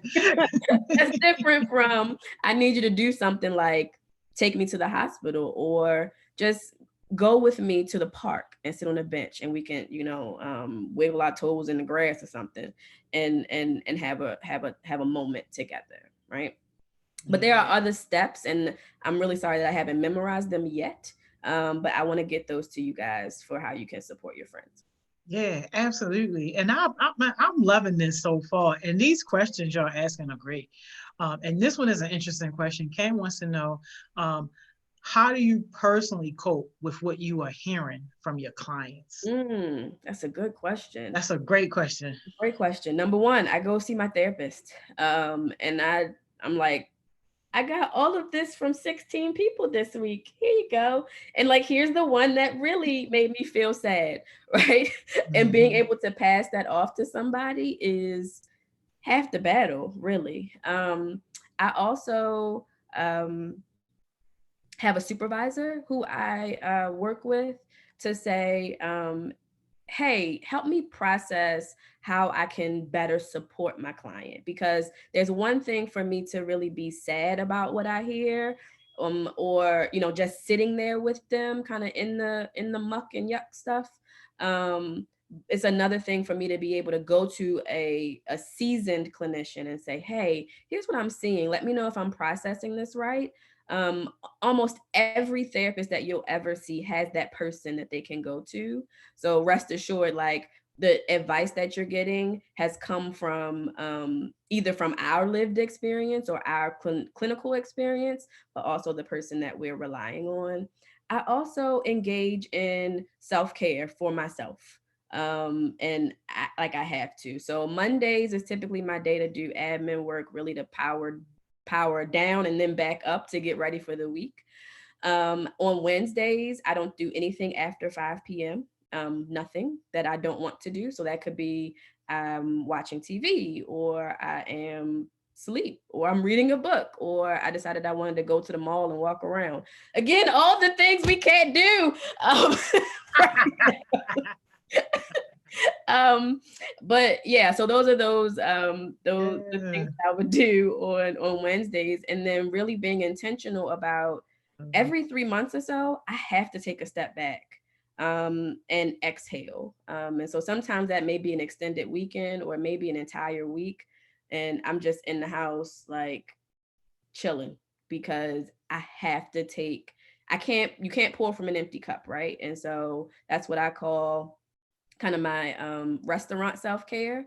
So there's drive-through, there's getting your nails done, getting your hair done, going to the movies, right? It's kind of time bound, it's quick, but it was time that you spent with yourself.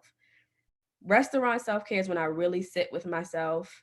When you go to a restaurant, the waiter keeps pouring water in your cup. They never let it get low. And so really working with myself and hydrating and doing all of that good stuff, meditating is what I do. Yeah, no, that's important.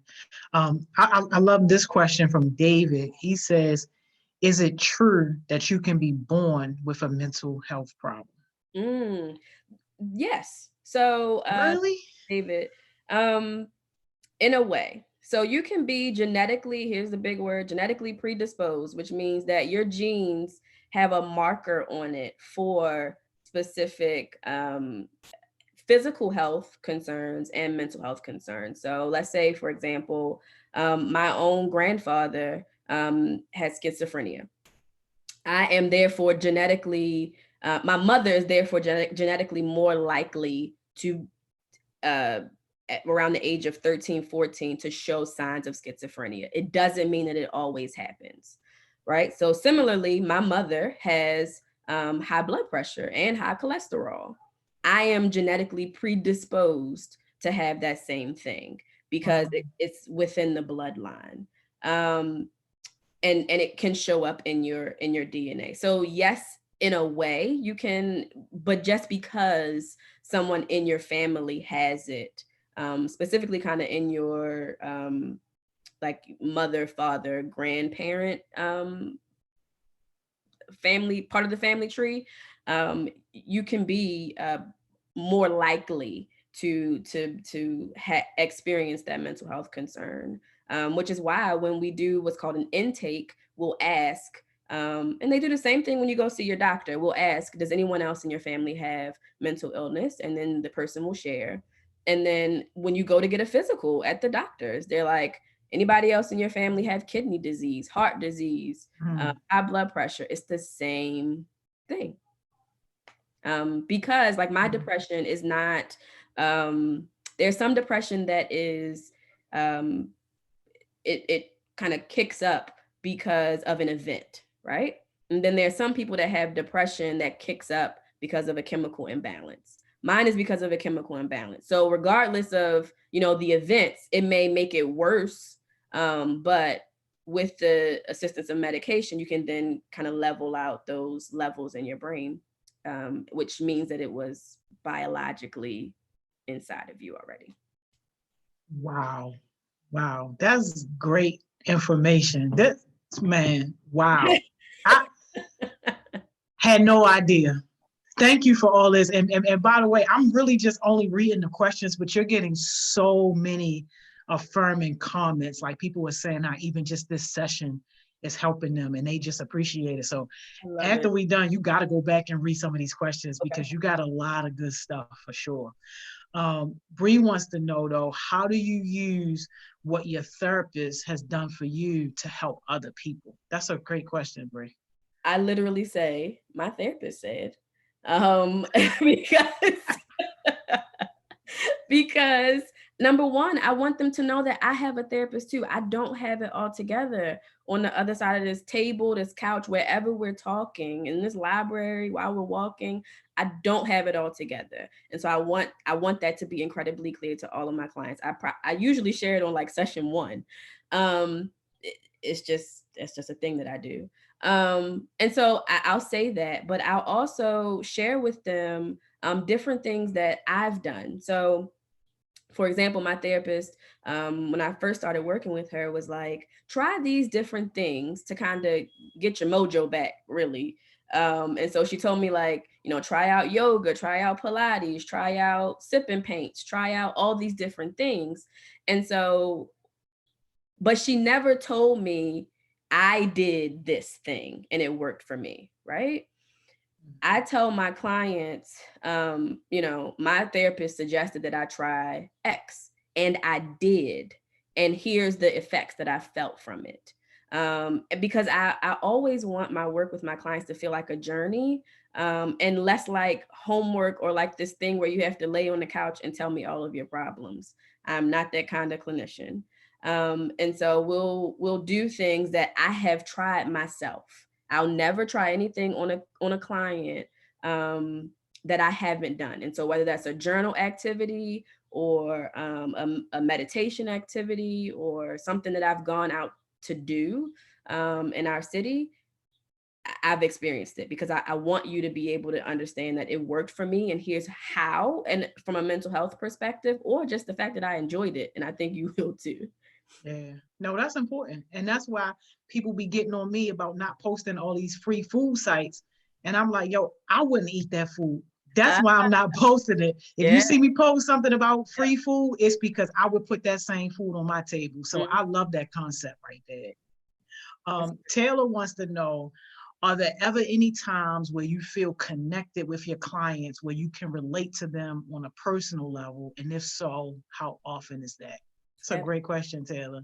Yeah, that's a great question. I do. And so there's my company, we just made these shirts that say Black wellness is just different, right? And that quote resonated with me so much when someone randomly said it. I was like, I'm putting that on a t-shirt and I've taken it. And she was like, you can have it. So I'm saying that because as a Brown clinician, and just as a social worker, there's something called a code of ethics that we have to keep. And so some things in that code of ethics say things like you can't really have a lot of physical touch with your clients, like hugs. You can't divulge some personal information with your clients. And I wrestle with that a lot because we just have, especially my 99% of my clients look like me, same zip code, went to the same schools, may know the same people, right? Baltimore is small. And so sometimes I will let the curtain down a little bit and be like, hey, here's what happened, and share that story. And I'm not sharing any names of my family members or, anything personal about the other people that were involved. But I would say that it happens at least twice a month, right? So you see me 4 times a month, at least twice a month. There's something that I am personally relating to because number one, culturally, that is like how we engage with each other. Number two, nobody wants to sit with the stranger for however long it's going to take your therapy to happen. And so there are just some things that I'm going to share. You may not know how old I am. I swear I'm looking at myself in this camera and I swear I'm aging in reverse. I promise you I'm in my 30s, right? So you one of these kids for real. I'm like the doctor that was faking. Who was he in Atlanta? I promise you I'm a real clinician. I'm not faking. But yeah, so there's just some things that we, as Black people, I'm just gonna be honest, and there may be some people here that don't identify as Black. I'm Black. There are just sometimes when I am with someone else who identifies with me in the same race that I just got to share. Like and it becomes like the bond is a little bit closer, but I make sure I walk the fine line of not, showing up at their family cookout as their therapist. That's too far. But sharing a personal story or experience is fine with me. Yeah, no, that's important. This is an important question. Hawkwood says, can you tell us how do we find a therapist during this pandemic? Yeah. That's real. Couple places.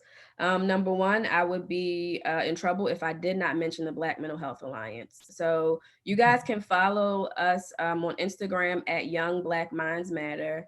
And you can DM us. From that DM, we'll get you into what we call our resource referral database and get you at least 3 therapists in your area that are offering teletherapy to you and are accepting new clients. So we keep a database of over 300 individuals in this area.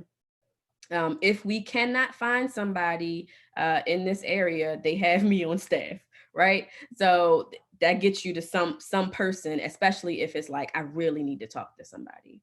That's one place. Second place is called pro bono counseling.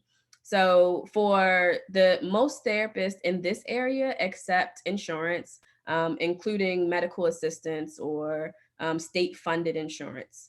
There are also some that do self-pay, and self-pay is really expensive for most people. I can't even pay for it. It's like $175 an hour. So that the pro bono counseling kind of meets that need. They provide clinicians join their database to provide free therapy. And so if you call them, they do a 15-minute intake. And then they get you connected to someone who will either work with your insurance or will provide services to you free of charge. So there's the Black Mental Health Alliance, there's pro bono counseling, and then there's another program called Give an Hour. They also provide free therapy services. So there's 3 right there. And then I know that the Henson Foundation, so Taraji P. Henson, has a foundation that specifically focuses on mental health. She's also offering therapy services and referrals. So 4 places. That is so awesome. Can you text me the Instagram so I can, y'all, I'm gonna tag the page in my story so that y'all can go right to the page and be able to use that as a resource. David has an interesting question. He said, you said you've been depressed before. So do you really think that talking to someone is the best outlet? It's a great question. It's a great question. And it's only a part of it. So I have a whole, I call it a cocktail, a whole thing that I have to do to work on my depression. So it's not just therapy. Therapy is not the 100% answer to my mental health diagnosis. So there's therapy, there is self-care, and I listed out my entire self-care regimen. And then there's an element to my wholeness of creativity. So I have to make something, and I have all kinds. I'm in my office right now, but it's all kinds of stuff that y'all can't see it here. But I make jewelry, I make T-shirts, I paint, I do all kinds of stuff. I color in coloring books. I doodle, because for whatever reason, my depression is alleviated by color and creativity and doing something with my hands.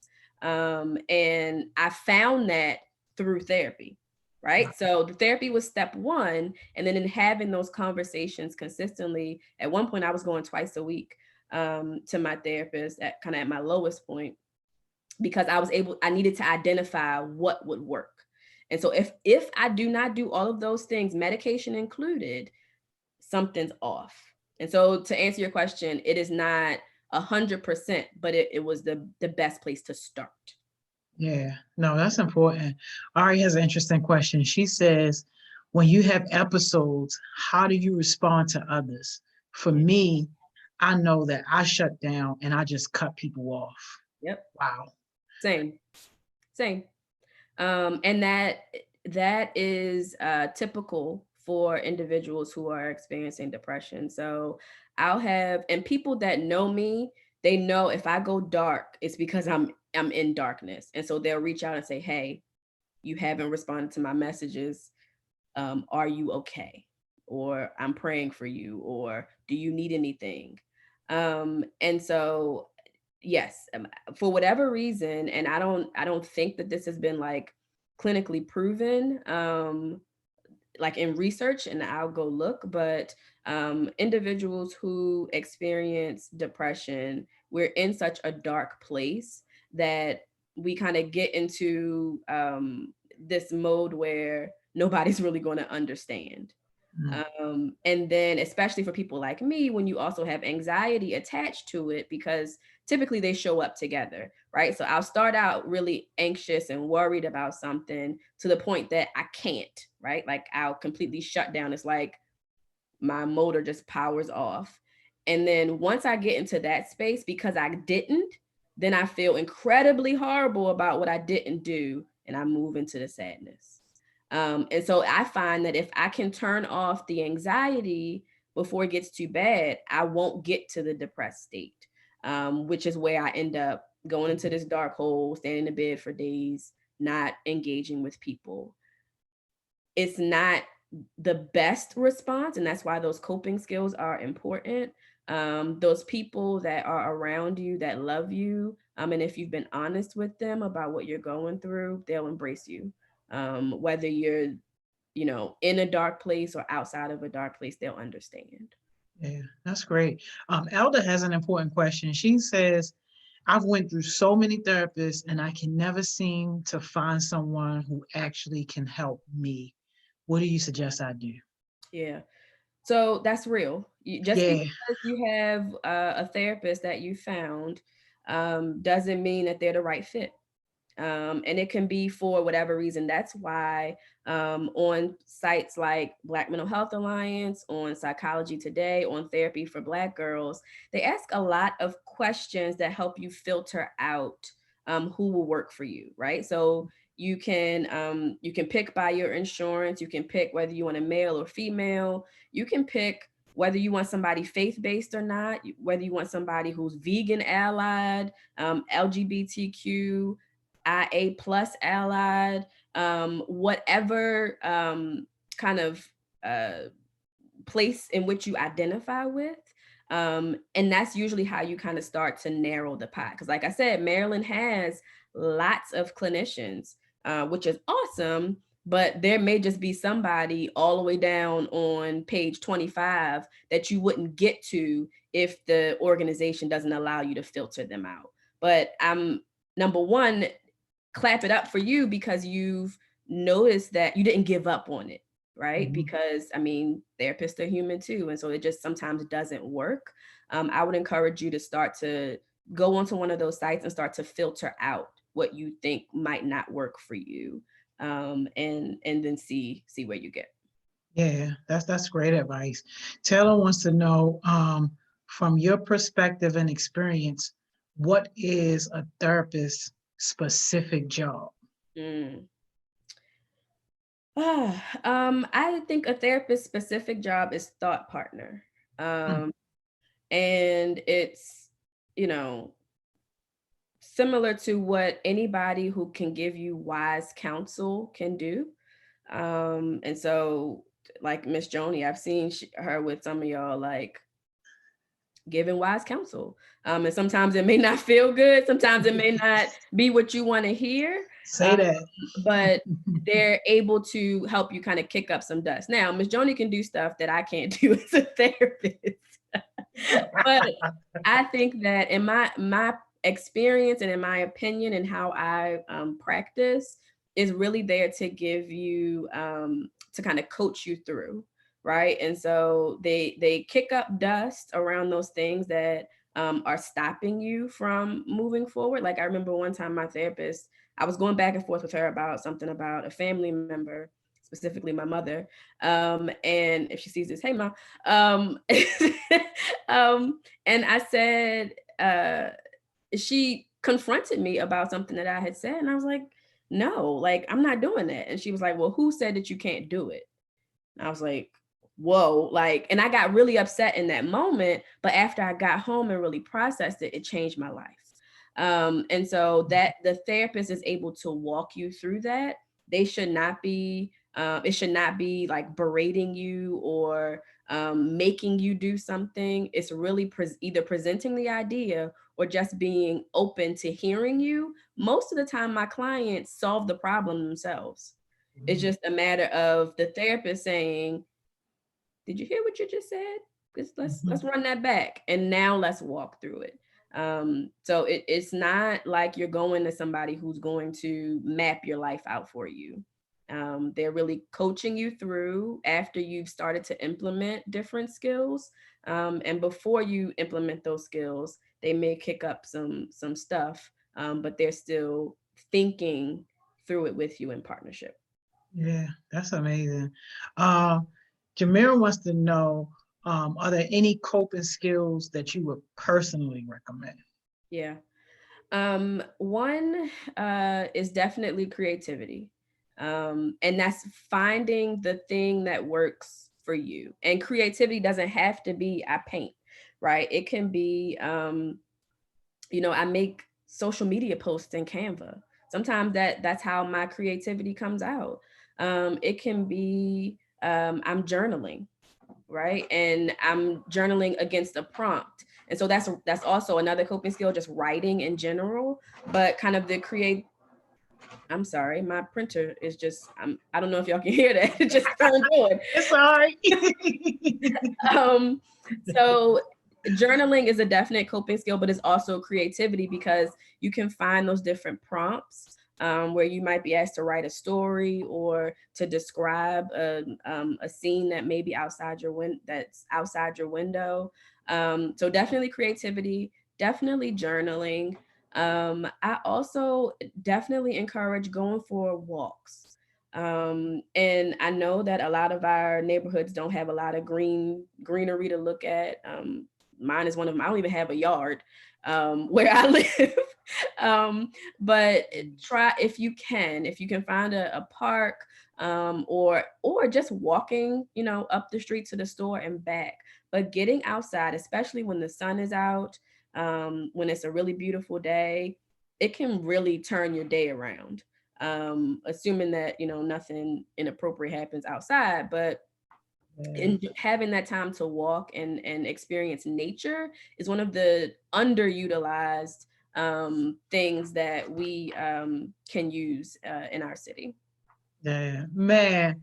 Yo, I hate that this time go by so fast. We literally only have about 3 more minutes and it's still so many more questions. So you can send them to me and then I can, however I can get them and then I can type out the answers. Bet. Y'all heard that. Y'all heard that. We're going to get all the questions that we didn't get to. We're going to send them to Miss Nia and she's going to hook us up. I am going to ask this last question though, because this one is very, very important for a lot of young people that I know personally. Marcus Allen wants to know, what are your thoughts on overthinking? I think that I overthink a lot. And so I completely understand it. One of the things that I found that was causing my overthinking was really more comparison. And so I know a lot of us do a lot of social media. Regardless of your platform, you're taking in a lot of information. Like we live in an information age.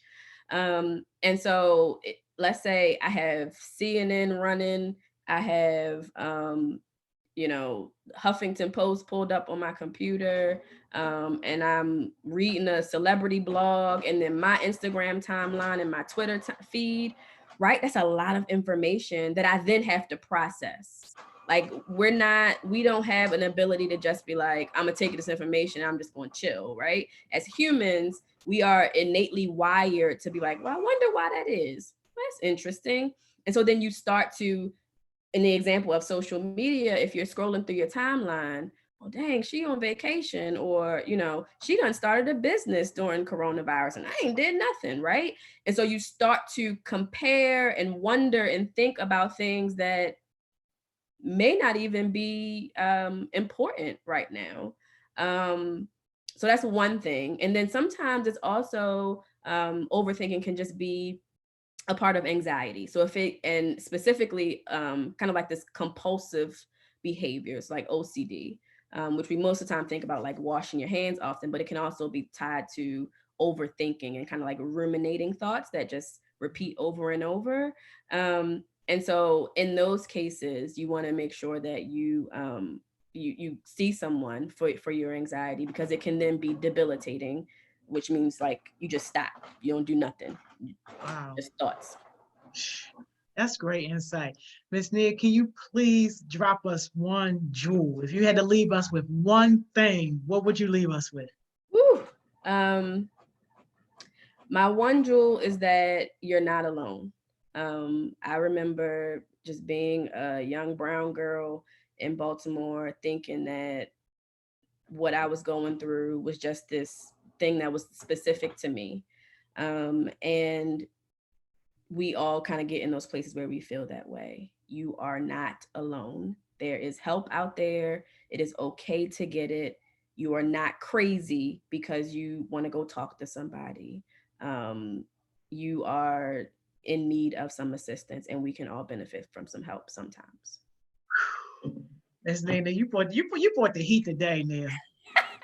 You brought all the heat. You got everybody round up. Please, I'm begging you to go back and look at these comments and just see all the love you got and all the questions and stuff. People were begging for a part two.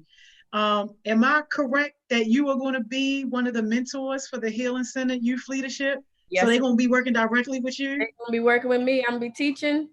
I think it's 10 weeks. And then I also have another cool opportunity for anybody that lives in 21217.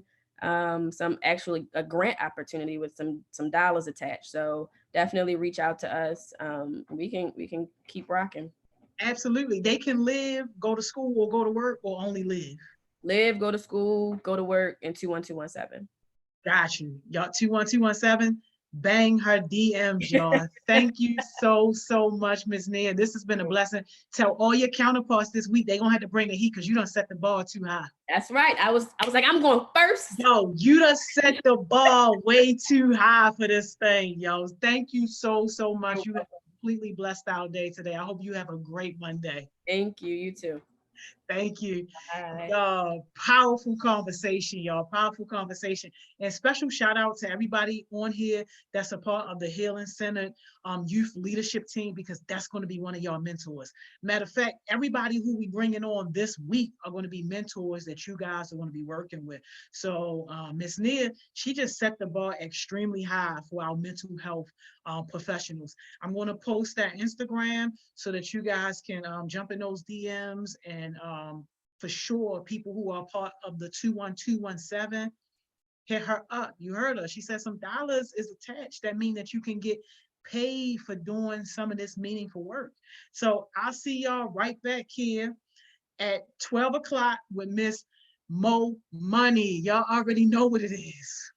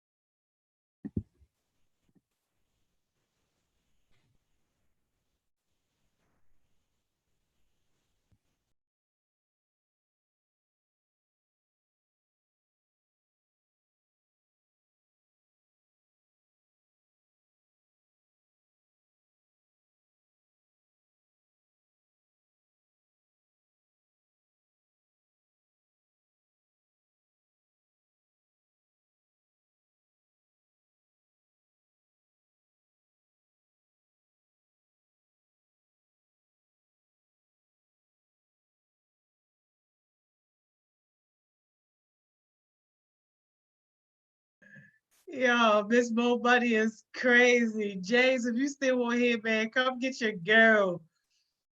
Shalom, Coach Johnson, come get your mother, man. Y'all is crazy. But look, yo, when I tell y'all Miss Nia set the bar extremely high, was that not like very informational? Was that not cool? Did y'all not learn anything? Because I know for me, I learned a lot. And this whole mental health situation is not talked about enough. And the fact that somebody can come and talk about it in such a real fashion, like that was amazing. Hey, y'all, shout out Dr. K. Y'all see her right there? Dr. I'm not even going to attempt to pronounce the rest of it, but y'all see it. Dr. K, y'all. Dr. K is amazing. This whole idea of doing a mental health week, y'all, this was her vision. This was through her leadership.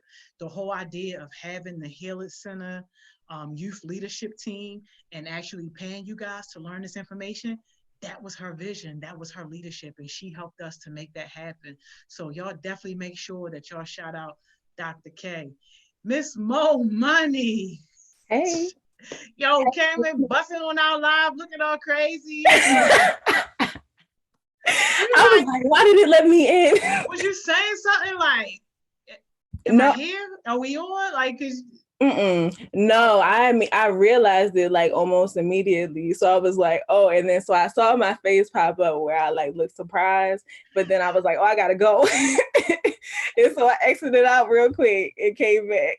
A whole mess. Get your mother on this good old Monday. I know Kamaya, she did that, yo. She did that. Yes, Maya, it was absolutely amazing. I know Q, she was amazing. And y'all are part of the Healing Center Leadership program. So y'all are going to be able to get to work with her like one-on-one and like train under her and learn all these concepts and be able to be what we're calling the first aid responders for mental health crisis. So I'm excited. I'm super excited to watch you guys grow through that program and, you know, really start to help us make a difference in terms of mental health when it comes to young people in Baltimore. Ken said, I'm going to rewatch this one. Hey, I know that's right, Ken. Yo, did you see Kamaya's name, Miss Mo? Yeah. Her name is Kamaya Success Sessions. Yo, that is so cool, y'all. That's my favorite name, yo. That is my favorite. Yo, I love it, y'all. I love it. I know. I'm excited for you to work with her too. But you know what? I'm going to send a message out to her counterparts later. Like, yo, the bar high. The bar, yo. We didn't even, Ms. Mo, this thing was so good. We didn't even really get to like an official, like, sure enough, like her just kind of like talking and presenting. The whole conversation was based around young people's questions. Wow. And to me, it don't get more authentic than that. It don't get no more realer than that, because now it's like, all right, we're taking away PowerPoints, we're taking away talking points, and we just speaking specifically to what's on the hearts and minds of our young people. And like, to me, like that is just the best way for anybody to learn, because then now they learning about what they want to learn about. And then for somebody like Nia, who's just so gracefully, like, yo, where's she been hiding at? She been around. Where's she been hiding at? She like, yeah, I've been to a couple of Thriving Thursdays. I'm like, I ain't want to say it, but I'm like, yo, and you was holding on to all this information? She's really insightful. I've had a couple conversations with her. She's really insightful. Yo, she is the bomb, yo. She is talking about, she bring her, yo, next time I see her butt at a Thriving Thursday, she coming up front. She's like, she coming up front. Yeah, right up front, for real though. Like, I've had a couple conversations with her, and every time the interaction's been like genuine. She's very down to earth, very just like honest. So listen, I already knew it was gonna be a good one. Man, it was a great one. Cam talking about, I feel bad for not being engaged. I was on play. Cam, you a supervisor, baby girl. You is a supervisor. Ma's a manager. You was a supervisor. We know you multi-talented. You ain't ever gotta feel bad about none of that. You was here. You asked some important questions, and You one of the only people that be with us all day, sun up to sundown. Yo, literally on everything, yo. Every time I log in, I see She's on every success session, every winning Wednesday, every thriving Thursday, every focus Friday, and be hitting me up on the weekends. Baby girl, you can't do no more. If you do any more, you're gonna bust. It's fine. you might just explode. Right? Okay. Bree said, I felt like it was more effective, especially coming from someone with the same experience. Yeah. Oh, that was deep. Yeah, that was deep. And just knowing what I know about Miss Nia and having my interactions, I would have never ever thought that, you know, she experienced stuff like that. I would have never thought. That made it even more real and even more relatable. The fact that, you know, like she opened up. And did y'all catch what she said? She just got comfortable talking about that like 2 weeks ago. So it ain't even like she been sharing this story for months and months or years into her career and all that. Like, this is completely new. So for somebody to be that new and still be authentic and relatable, like, and open about sharing their own stuff, that's how you know it's really real. Yeah. That's amazing. Much respect, y'all. I got to get that IG so that way I can post it and you guys can hit her up. But yeah, definitely. She gets all the love, yo. Them other people better bring it, yo. If they don't, I'm going to click them right on off and say, bring Miss Nia back. I'm going to click them off, yo. I'm trying to tell y'all, they better bring it. Counterparts, if y'all listening, the bar is high. Yo, you don't bring it, I'm clicking you off, yo. You can't kick people out in the middle of their session. Watch me. I'm gonna be like, yo, Nia done set the bar too high, yo. What you say? Click. You gonna tell her she gotta be on backup just in case she gotta be on backup, yo. We need Miss Nia on backup, yo. My trigger finger gonna be itching. It's gonna be right there, waiting to click. I got the touch screen too. Click. May the odds be ever in your favor because she really will click y'all off of here. No, for real though. If Dr. K is involved in it, then it's gonna be heat. It's gonna be fire. Yeah. Y'all gotta get to know Dr. K. Y'all gotta get familiar with Dr. K. Dr. K, if you still want, if you got an Instagram, drop your Instagram. Cause you know they not really on Facebook. they not really on Facebook. So y'all ain't gonna see all the fire I see on Facebook. Y'all gotta get Dr. K, we gotta get you on Instagram so the kids can connect with you. But if Dr. K is involved, then it's definitely gonna be fire. So I'm excited about this week, man. I'm really excited. Me too. But what we doing today? Mo Money. How's your Monday? It's good. It's really good. It started off a little rough, but that was like for 5 minutes and then it turned good. So I'm good. I'm up, I'm alive, and I'm excited. How's your Monday? Good, blessed, good. We had a fire session with Miss Simone, Miss Kaitlyn, and Ma. Yeah. Then another fire session, of course, with Miss Nia. So it's like, it's been great. You gonna click me off if I'm bad? Yo, listen, right. Don't play, yo. Yo, don't play, yo. I will boop, boop, boop.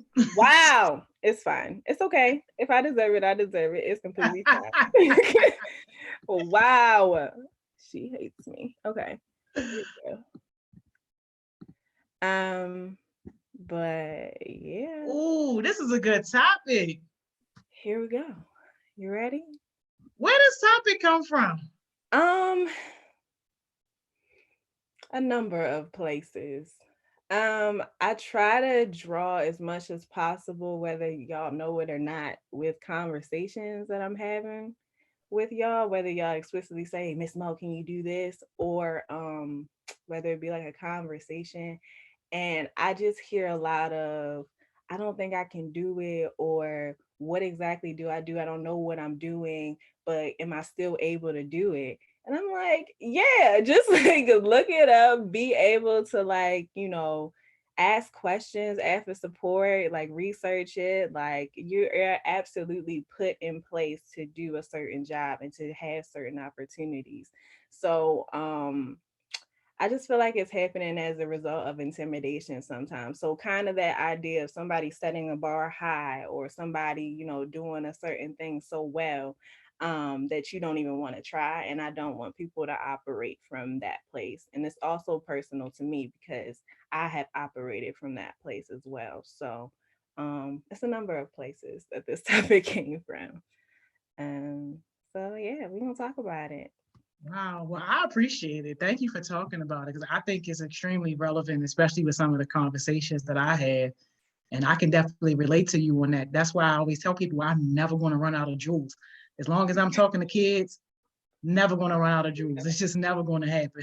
Yeah, I took that technique from you because you say that often, like your jewels come from like conversations that you have. So I'm just I took it. I'm taking from you. But yeah, hey y'all, how y'all doing? Um, Here we go. We're just gonna start off with a question. So y'all just absolutely comment in the comment section. Y'all already here, so just make sure you stay actively engaged and kind of answer this question. So the question is, would you rather have whatever you were thinking to appear above your head for everyone to see, or have absolutely everything you do live stream for anyone to see?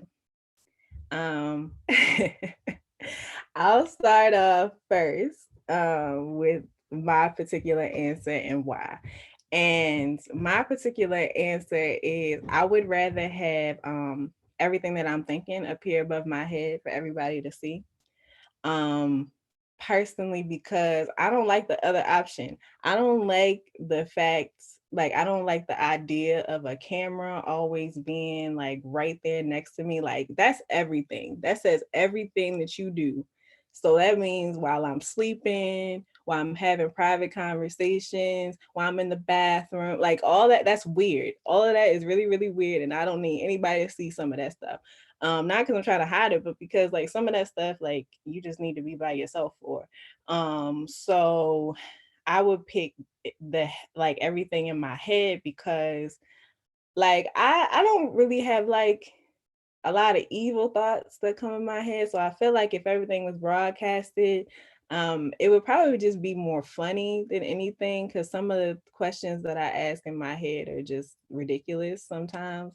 People might get offended because if I'm like in a daydream or like kind of off topic, then people might get offended. But other than that, it's the everything I'm thinking. Absolutely not the live stream. How about you, Miss Joni? I ain't even gonna lie. When I first read it, it didn't really make sense to me. But after hearing you explain what your answer was, now I get it. So you saying, would I rather have somebody just being able to see everything that I'm thinking, or would I rather basically have my life live stream? Mm-hmm. Yep. I'm gonna say I would rather have my life live stream, because if my life is live streamed, then people can really, honestly, truly see that I live every principle that I teach, everything that I'm cussing you out about, I'm actually doing it myself. And the things that I say can happen when you work hard and when you grinding, like those things can really happen. Like, I know that a lot of people have like notifications set up on Instagram for my posts. So that's why, I try to only make posts that are going to be beneficial for the most part. Like I might do like a play post maybe like once every other week or something like that. But for the most part, everything is geared towards motivating, inspiring, and offering some type of opportunity.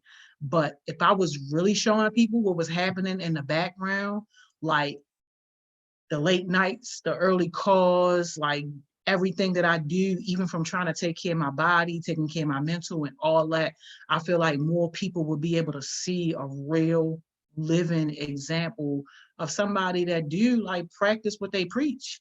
And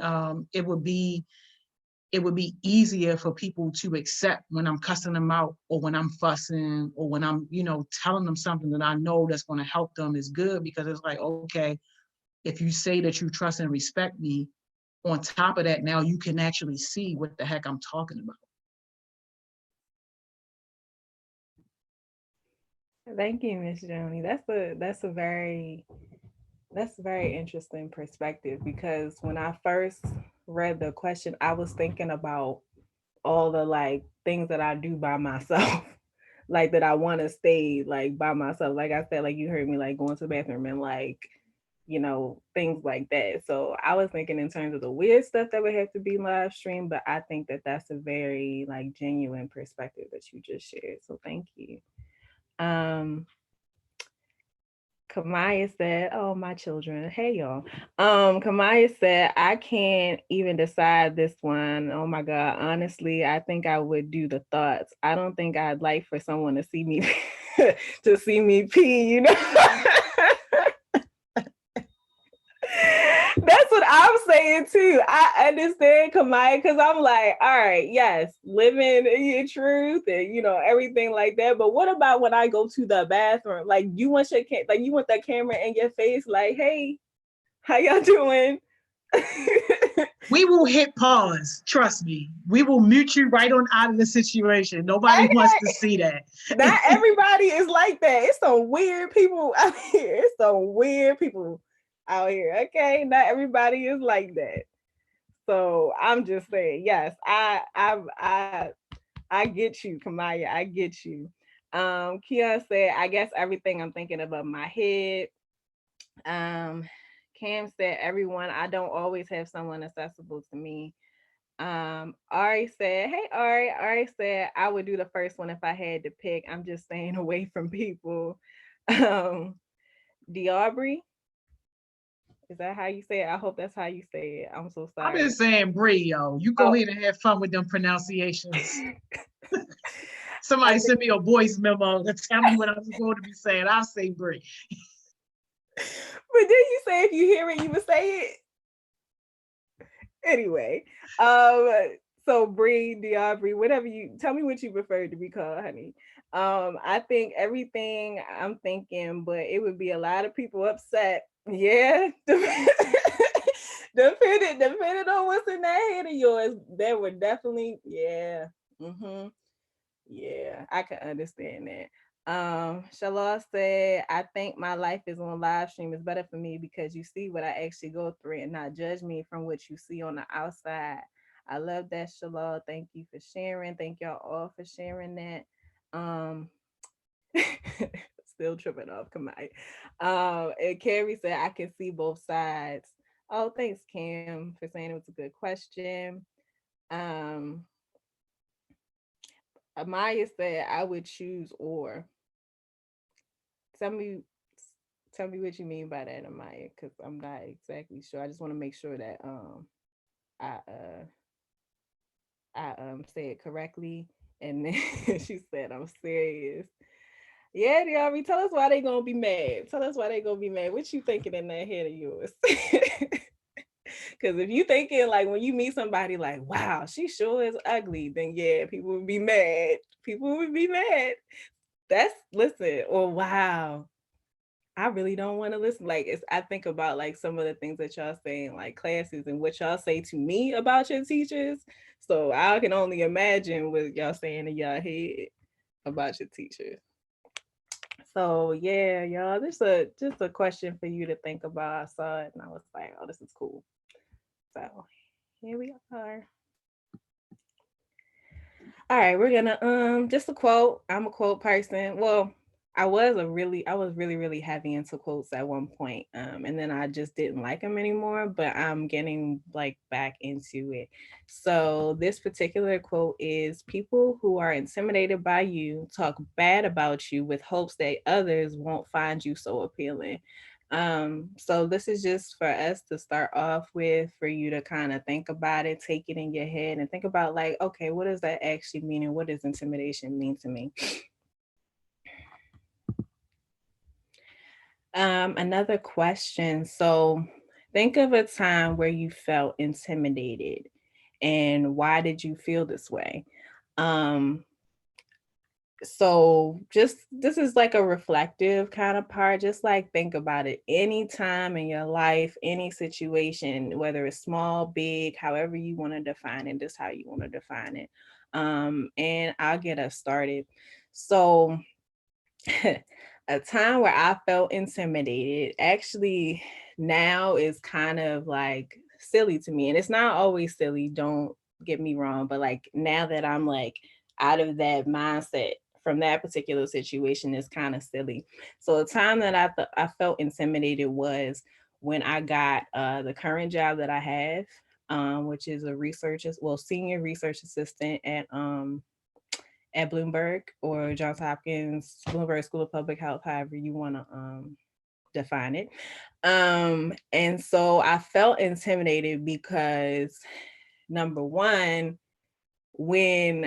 and I still to this day, I won't say, when people ask me like what my job is and what I do, I'll say I work in public health research and then I'm a research assistant. I don't say the institution. And that's just, something that is, I don't know, like when people say, like when I do say it to people, everybody automatically goes, oh, like just like that. They go, oh, and I'm like, oh, what? And then they think I'll say Johns Hopkins University and they'll think I work in the hospital, that I'm a doctor or that I'm a nurse. And I'm like, nope. And they'll think that I'm just like up here, right? So I felt intimidated when I got this job because Hopkins is known as the #1 research institution in the world, I believe. Definitely in the nation, but maybe it's not in the world, but it's #1. I'm gonna just say #1 nationally because to be safe. So I'm not misspeaking. But I was also intimidated because Hopkins doesn't have the best reputation. So kind of on opposite sides of the spectrum. So like the prestige that's associated with Hopkins, but also the bad reputation that's associated with Hopkins. So I was like, okay, I'm one person in this whole institution. And I was like, do I have to act a certain way? I'm on a higher research level now. So like, do I even belong here? Do I have the abilities to do, what I need to do for my job? And just kind of like, just intimidated by maybe like the hierarchy that takes place in my job, because it's definitely like you have staff level and you have like faculty level and you have people that work in labs and you have like just all kinds of different levels. So I was intimidated thinking that I was on the absolute bottom and that I just didn't belong there. So that's the time that I felt intimidated. I'm scared to ask you, Miss Joni, because you can be like, I ain't never felt intimidated ever in my life. I wish that was true. I'm just kidding. Go ahead. I wish that was true. No, the time that I felt most intimidated in my life was I had received a promotion. I was still at Comcast at this time. And with this particular promotion, it put me in charge of people who would have been like 2 levels ahead of me. And everybody who reported to me, and when I say reported to me, y'all, that means the people who were basically my employees, and I was their boss. All of them had master's degrees or better from like great, well-known schools. And here I am with basically nothing. And now I have to lead these groups of people. And a lot of them were well-educated white men. And for a minute, like I was very intimidated. I never let them see that, but I was very intimidated because I was thinking like, man, how am I going to handle if somebody tries to overstep me or challenge my authority or, things of that nature, when number one, they have way more experience in the business than me. They definitely got way more education than me and just, overall with their status. So I was felt extremely intimidated. And one of the things that we used to say in the professional world was, the way you gain your respect, you got to go in and fire somebody. So that way people know that you ain't playing. People know not to play with you. And I'm not going to say that I've always been a great leader. I've always been a very effective leader. People have always liked me, but I'm not going to say that I haven't made any mistakes. And I would definitely say that that was probably one of the mistakes that I made in terms of me growing through leadership, because I was young and, you know, I was still kind of finding my way. So I did kind of fall into that trap of, yo, I'm looking for somebody to fire. And I did. And I fired people. When now looking back on those experiences, I would have definitely given them more chances to try to get themselves together or to redeem themselves or whatever. But because I was intimidated, that's one of the things I did. And people knew not to play with me. But it wasn't because of my leadership. It was kind of that leadership bred out of fear. They knew I would fire their behinds.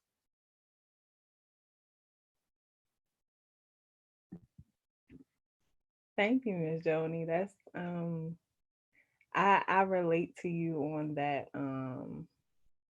Like when you said like people were supposed to be 2 levels higher than you, and like people didn't always look like you too. And I think that that's always a factor. Well, it can be a factor in kind of that intimidation, because just having people that are higher rank that don't necessarily look like you, that can just be intimidating right off the back. So just being aware of that, and being able to reflect on that. Thank you for sharing about that. So yeah, Maya, I am not playing with you.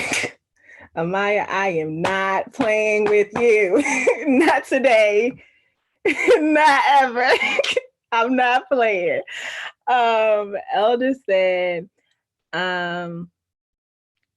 she's replying to the previous question. She would rather have her life stream live because it would help keep her accountable, because it would help me keep me. I mean, I say because it would help me keep myself accountable, because it would keep me accountable. Thank you, Elder. That's a great perspective, like that accountability aspect. I love that. Kamaya's still on that. That's right, y'all. I'm telling you, people out here are crazy. I'm on her side. I'm on her side. Wherever she's going, that's where I'm going, because I'm on her side. There's only talking about cut them off. Cam still thinking. Oh no, she said it. But Shalal said, I rarely feel intimidated but when I do, it's something that really bothers me, and I hate that atmosphere. Yeah, Shalal, I want you to think about it for real. Like, think about it, because I feel like the strongest, the most loving, the most supportive, the most genuine person has had a moment of intimidation. Like, you had at least one in your life. You probably had multiple, but you've had at least one. So really think about it. And even if we are off this question, still share it. Maya said, but you are incorporated into those levels. Yes, Maya, thank you so much for sharing that, and for that encouragement. Cam said, I went to a PWI, and of course, it was mostly white people. I guess I felt intimidated because I was the minority in that situation. Yes, absolutely. Going back to those people, when people don't look like you, automatically, you don't even have to say nothing. They don't have to say nothing to you. It's just like, all right, I can either walk into this situation and show them what I know and show them what I'm made of, or I can, kind of step back from the situation and not ever take that opportunity. So you have to decide, which way you're going to sway. Kamaya said, one time I felt intimidated was when I was in high school. I was truly afraid of being at poly with all the workload and everything else. I found now that great things take time. Absolutely, Kamaya. Yeah, workload. Yeah, once you, especially like jumping levels, so even something like going from elementary to middle, or middle to high, or high to college, or post, high school options, like workload can definitely be intimidating. I'm glad that you're, kind of on the other side of that and taking a moment to realize, like, hey, like, if I want to, do great things, I gotta do great things.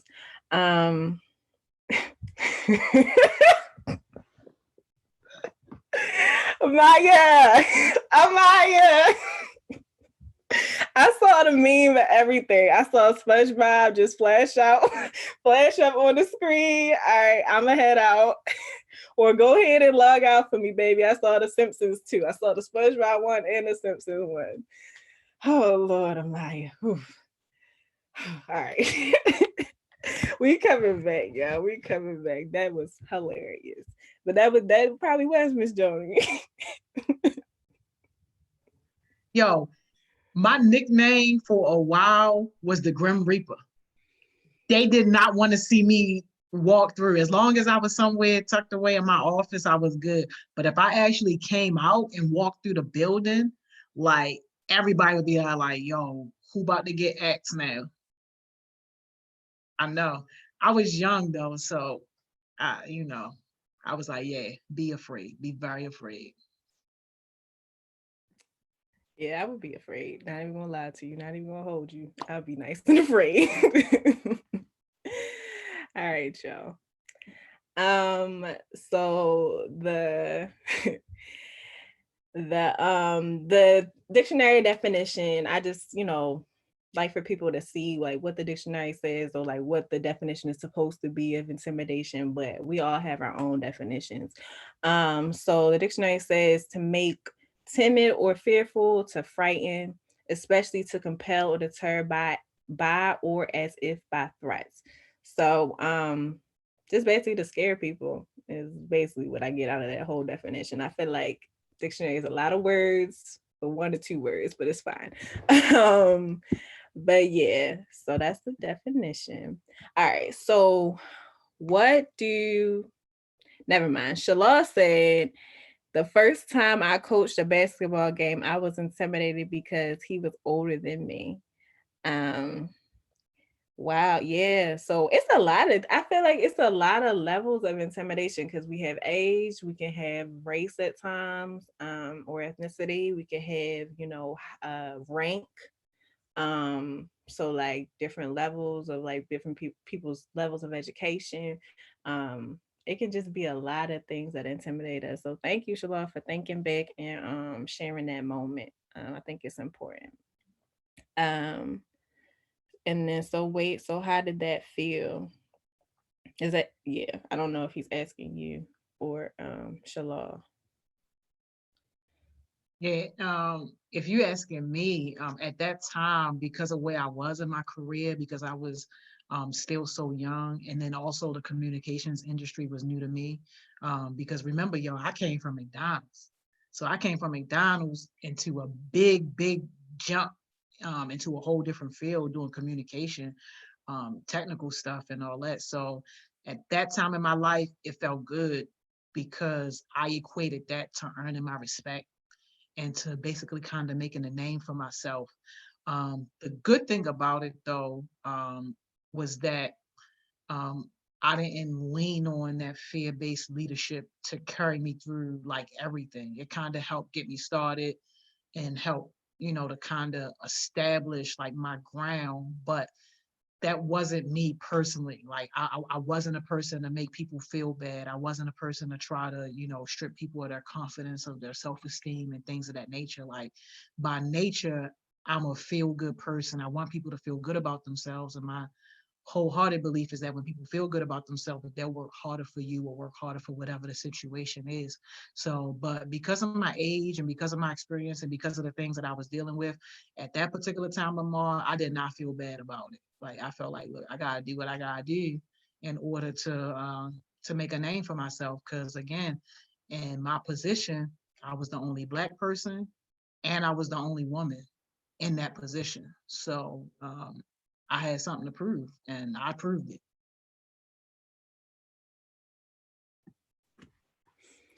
Thank you for sharing, Ms. Joni. Bree said, when I first started playing and practicing with the varsity basketball. Yeah, Bree, I had a similar situation, but yeah, varsity versus junior varsity or JV versus varsity, however you want to label them, like that's a jump and that's more responsibility and that's normally it's better competition too, when you make that jump. I had that particular experience too when I was younger and I was running. um I was like JV level, I was good. Like JV level, I was, I was doing all right.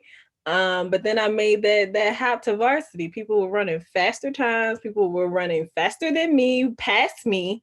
People were doing, people were in better shape, they were stronger, just everything, but in turn, I think honestly it made me better. And I don't know if you had that, that made me a better athlete and have, grew my passion for running. So I don't know if you had that similar experience where you move into varsity basketball made you a better athlete. But yeah, thank you for sharing that. And then Shalal was saying, for me, I had to just let go and keep coaching. At the end, we won the game, but the other coach was the director of my leagues. Yeah, Shalal. Thank you for sharing that. And thank you for not letting that particular moment like freeze you up. Cause that can happen a lot too. And with intimidation, like you feel so intimidated that, like I said, you don't even try, or you just stand there and you don't fulfill the job that you said that you were gonna do. And that's where it becomes a problem. So yeah, thank you for sharing those things. Um so what do people do to try to intimidate others? These are just some of the things, but they can make fun of others. They can flash their money and their resources. A lot of people that are trying to be intimidating are also cocky, full of themselves. Just kind of like one of those kind of people. Like you don't really, you're not even trying to really be around them for real. They might become loud, like literally like loud, trying to out talk people, trying to scream over people. And normally when they're loud like that, they're wrong, but they're just like constantly trying to, make their presence known and just kind of stand over top of people by making their ideas more prominent. um, they mention or use their rank to their advantage. So going kind of with that flashing their money and their resources, like always saying like, I'm the manager or I'm the boss or I'm the da da da da da. And and they say that so that you feel less than. They say that so you know that you are this big and they are this big. They try to make you feel that way. So you'll sometimes you won't catch it. Like I had I worked for this was a while ago, but I worked for someone who had a PhD, and she just was, I worked for two people that had PhDs. One of them, I had previously worked with her. She knew my work ethic, and she told me that I could just call her by her first name. She didn't want that doctor. She, whatever. But then we partnered with another professor on the particular project that we were working on, and that professor got really offended that I was calling the other professor by her first name. She was like, well, she's a doctor. And she didn't tell me this. She told the other professor. She never told me up front, but she was just like, this person is a doctor. I just feel like if I worked hard for my PhD, you should call me Dr. So-and-so, Dr. So-and-so. And I was just like, is that stopping me from doing my job? Like, is there something else that you need me to do? I mean, if you would like to be called doctor, I will absolutely respect you and do, what you need to, what you need to be respected. But she was coming from a very like prestigious place and it was really bugging me. So yeah, some people will do that and just, flash their rank. And then people also try to make others feel small. So anything that they say to you to kind of like put you down or just put you in a place, or using things that they know will get a rise out of you, or just kind of make you feel sad and little about yourself. So yeah, those are some of the things. Maya said, when I first did my first poetry live, it was a lot of people there. that had more experience and I thought their poems were better than mine. Yeah, yeah. That can be difficult, but I hope that the end of that story is that you did your poem anyway and rocked it out. So, because I've seen some of your writing, Maya. It's really, really beautiful. So I hope that that's how that story ended. Um, so yeah, yeah, mom. All right. So why might I feel intimidated, or why may you feel intimidated? Um, Pairing some of these things with the previous side, but also some new things. Someone has a higher rank than you, so that's been talked about already. Kind of like, all right, you see somebody already in a higher position than you, you're like, mm, I have nothing to relate to you about. We have nothing to talk about. We have nothing to discuss. You tell me what to do and I'll just do it. That kind of idea. Someone is actively manipulating you. And that comes from more of um, a relationship kind of perspective. Um, Not necessarily intimate relationships, but very much so in intimate relationships as well, but friendships and like family relationships and all that. Like, you may be intimidated by someone just because they are manipulating you. They are making you think things that are not there. They are making you, do well. I'm not gonna say they're making you do things, but they are very good at getting you to do things that they want you to do. Um, and so you have to be aware of that too, because people's speech and your tongue is very, very powerful. What you say to people is very, very powerful. And there are people out here just being actively manipulated, and that's why you may be intimidated. Um, Everyone around you has more than you. So you might perceive that everybody, has more than you, whatever that more may be. So has more money, has more things, has more intelligence or education, let me not say intelligence and education because those are two different things. But has more education, has more knowledge about the particular subject. So you may perceive that as somebody having more than you. And that can be a reason why you feel that way. And then you might be just intimidated by something as little as like the number of people around you. So if you're more on that like introverted kind of, side, and you walk into a room with 50 plus people, 100 plus people, especially if you have to stand up in front of those people and say something, you may be intimidated by the numbers. So just being aware of why you might feel intimidated.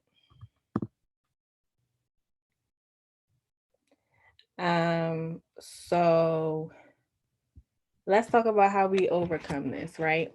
How we overcome these particular feelings, how we overcome just this whole idea of intimidation. One thing that's not really on here is let's try to be aware that if we're the ones doing the intimidating. However you kind of do that, I think one of the main ways that you can do that is ask people around you how they perceive you, not in a way of, oh, I hold what you think up high and I'm going to do whatever you say, but just to get how people perceive you. So just be aware that if you're the one doing the intimidating and how you can kind of do things to not be so intimidated, or not to not be so intimidated, but just to be aware of why people may perceive you as intimidating. So yeah. Don't give people permission to intimidate you. Like, don't give those particular people, don't say to those particular people, oh, you got it because you have a higher rank than me. Oh, you can take care of this because you know how to do it better than I do. Know your talents, know what you're capable of, know the opportunities that have been placed in, your hands, know that you have what you have and that you possess what you possess, and don't give your power away to anybody. Do not give your power away to anybody at any time for anything. So just don't give permission to those people in general. Be prepared. So know what you're talking about. Understand that you can only do things as you and not as the other person. So as far as knowing what you're talking about, like, some people are intimidated because they don't believe that they know as much as the other person, or you literally may not be prepared. Like, maybe you have a presentation or you have a speech or whatever, and you didn't do any preparation for it. And so you see that crowd and you see, these people that I have to talk in front of, and you're like, dang, I should have prepared better. So you may be intimidated not by the number of people, but because you're going to get up in front of people and think that you're about to make a fool of yourself. So just to eliminate that, make sure that you know what you're talking about. Make sure that you're prepared for whatever opportunity may have been given to you. And then to that second point, understand that you can only do things as you. You can only do things that you can do. It is not up to you to be another person. It is not up to you to try to duplicate every single thing that a person does as they do it, because you're two different people. You're from two different places. You've been placed in two different environments in a lot of cases. And you can't, it's not, you need to be you. It's not, there's already like a Miss Joni. There's already a Miss Mo. There's no need for Miss Mo to try to be Miss Joni. You know what I'm saying? Like, and that's just because I see the name, I see Miss Joni right in front of me.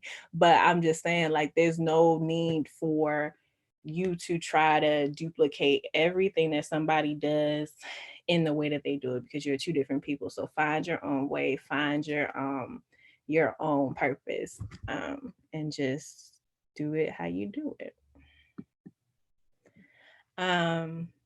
Don't act like you belong, know that you belong. So a lot of times people will be like, oh, like, just act like you know that you're supposed to be there. And I don't like that particular language, especially kind of doing, a little bit of the background for intimidation and like where that idea comes from. That language was used, like, act like you belong. And I feel like if you're acting like you belong, you're not truly believing that. So believe and know that you belong in that particular opportunity or in that particular place. And just know that, stand in your truth, and know that you are absolutely granted these particular opportunities for a reason.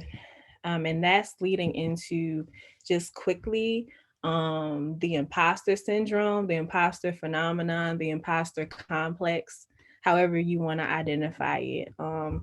And the imposter syndrome happens when you're unable to recognize that you are deserving of opportunities and that you belong in the position that you're in. I talked about the imposter syndrome actually in my example of intimidation.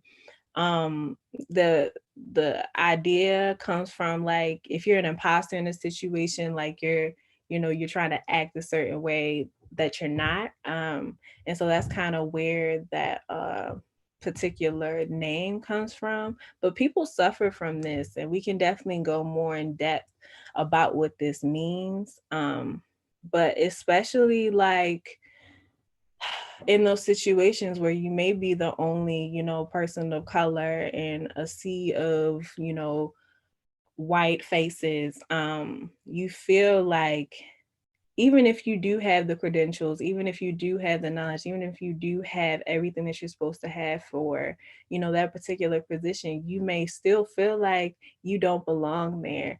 And this is something that people actually like deal with and grapple with, and that I deal with and that I grapple with.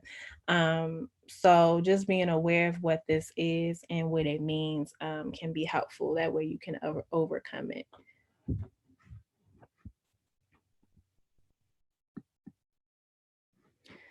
Stop apologizing. Stop apologizing for things that you did not do. Absolutely apologize and take accountability for where you may have, fallen short, or where you have, not been able to kind of, live up to a certain expectation. Absolutely apologize for where you're wrong, but stop apologizing for when you're not wrong, when you didn't do anything wrong. I'm a victim of this. I apologize for everything, even when I didn't do anything. But literally stop apologizing, because that's honestly a way that you can give away some of your power, when you didn't do anything wrong, but you just say, oh, I'm so sorry for, things that, I'm so sorry for not doing this thing, but you did the thing. Or like, I'm so sorry that someone else didn't do this thing. It's not your fault. So recognizing things that are your fault and that you could have controlled versus things that you can't control. So stop doing that unnecessary apologizing. Stop doing that, just kind of giving your power, a little bit of your power away. And if you are in a position where you think a person is better than you, understand that person is not perfect. That person is not, God or Jesus the Christ. Like, that person has flaws. That person has, insecurities. That person has failures, and there's this like saying, like, never meet your heroes. And the people say that because when people hold certain people on such a high pedestal that when they actually meet that particular hero, they meet that person, they're like, oh, whew, you're a real person. You actually have like flaws and stuff. I don't personally believe in the never meet your heroes. I think you should absolutely meet your heroes, but recognize that your heroes have flaws. Recognize the people that you hold so highly and that you hold, so near and dear to your heart. They have their own issues, and they're just they may be just really good at overcoming them and dealing with them, or they may not. So just recognize that person is not without flaws. And that they relate to you probably on a lot of levels that you wouldn't think that they do.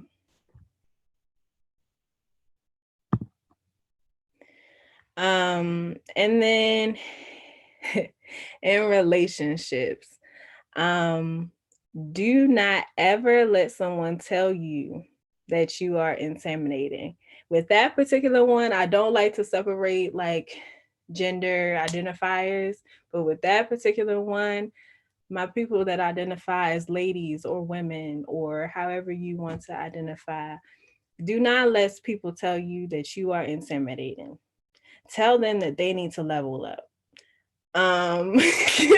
Because it is not your responsibility to dumb yourself down for somebody or something.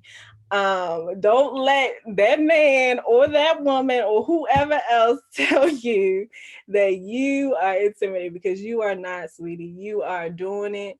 You're doing whatever you need to do. You're using your time productively. You are bringing quality. You are bringing substance to the conversation. And everybody can't take that. So don't let them tell you that you are intimidated, and tell them they need to get themselves together. It is not your fault, and this relationships, intimate and friendships and all that. It is not your fault if someone is uncomfortable with your success.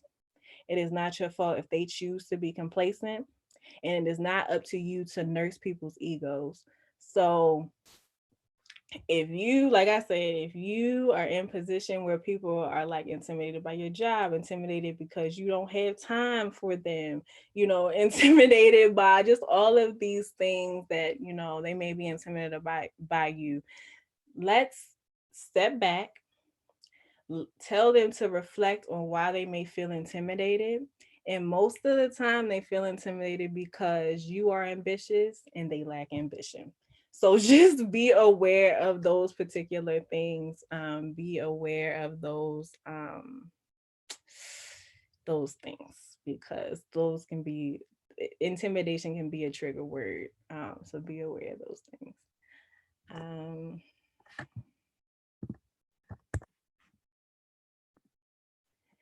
So yeah, y'all, that's what y'all got from me. if it's anything that we have to, expand on or talk about, absolutely let me know. But I thought that was a good note to kind of end on, because people like to throw around that intimidation word. And Yo, did you have breakfast this morning? Huh? Did you have breakfast this morning? I actually didn't. But why you asked that?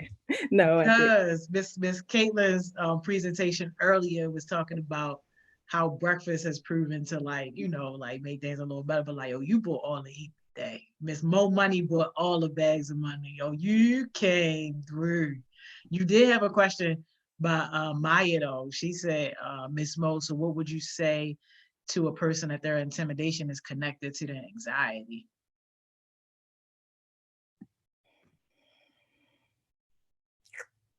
Intimidation is connected to their anxiety.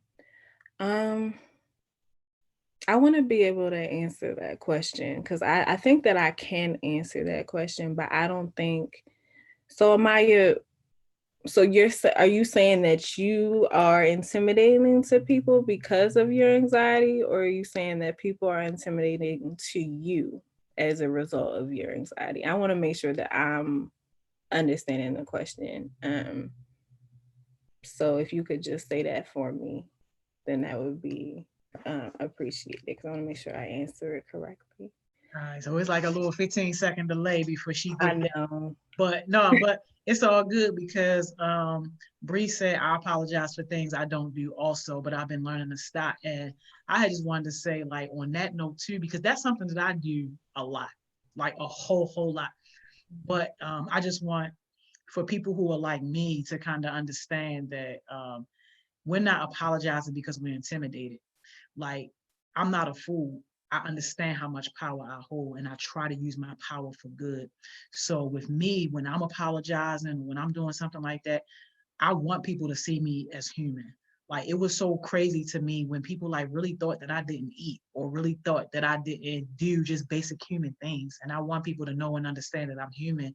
And I also don't want people to feel intimidated in my presence. So anytime I make a mistake, I'm quick to let people know, oh, I made this mistake, because I want people to know, like, look, I'm human too. And I know that little things like that help build other people up. And if I'm apologizing or putting something out there, sometimes too, I'm giving people an opportunity to do some self-reflecting. I know I didn't mess it up. I know I didn't do it wrong. I know it was your fault, but I'm not always going to, depending on my relationship and depending on who that person is, I'm not always just going to point that hard finger and say, yo, you messed this up, you did this. No, I'm going to basically give you room and space to look at it yourself. And also that's giving me an opportunity to see what type of person you are, what type of person that I'm working with. Am I working with a person that's going to let an innocent person take the blame? Or am I working with a person who's going to, man up or woman up and, be accountable for whatever situation it is? Because you and I both know what happened. But you know what? I'm going to be the bigger person, take the blame, and then allow you to kind of sort it out. So I do that. So I thank you for bringing that point up, because I think that's very important, especially for people who understand that they hold a lot of power and they hold a lot of weight in a situation, and be responsible with that.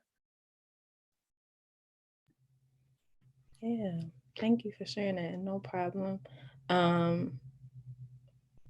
Maya said, like, when people intimidated me, my anxiety goes all crazy, a little crazy, and sometimes it's hard for me to gain control again and speak up for myself. Okay, all right, so I understand what you're coming from, because I experienced the same thing.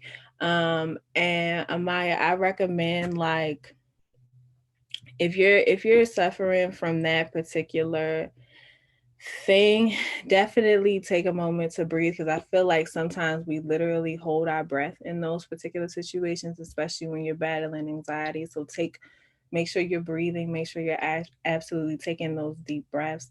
But then, like, you just have to take control of those particular feelings. If you need to, in that particular moment, just kind of push that anxiety aside for a second and then deal with it, because that's how I do it. Like, I have to, like, know what I'm worth in the moment, know my knowledge, be able to calm my thoughts down, pull out what I need in the particular moment. And then I can go, cry or go, go a little stir crazy or whatever on the side. But make sure that you're accomplishing what you need to accomplish in the moment, and then kind of in a healthy way, if possible, cope with those feelings of anxiety, because you don't want to, compromise any opportunities that may be in front of you for those immediate feelings. So that's I hope that answers your question from a personal perspective. Yeah, that was amazing, man. That was great insight. This was a very, very powerful conversation, like, and much needed conversation too.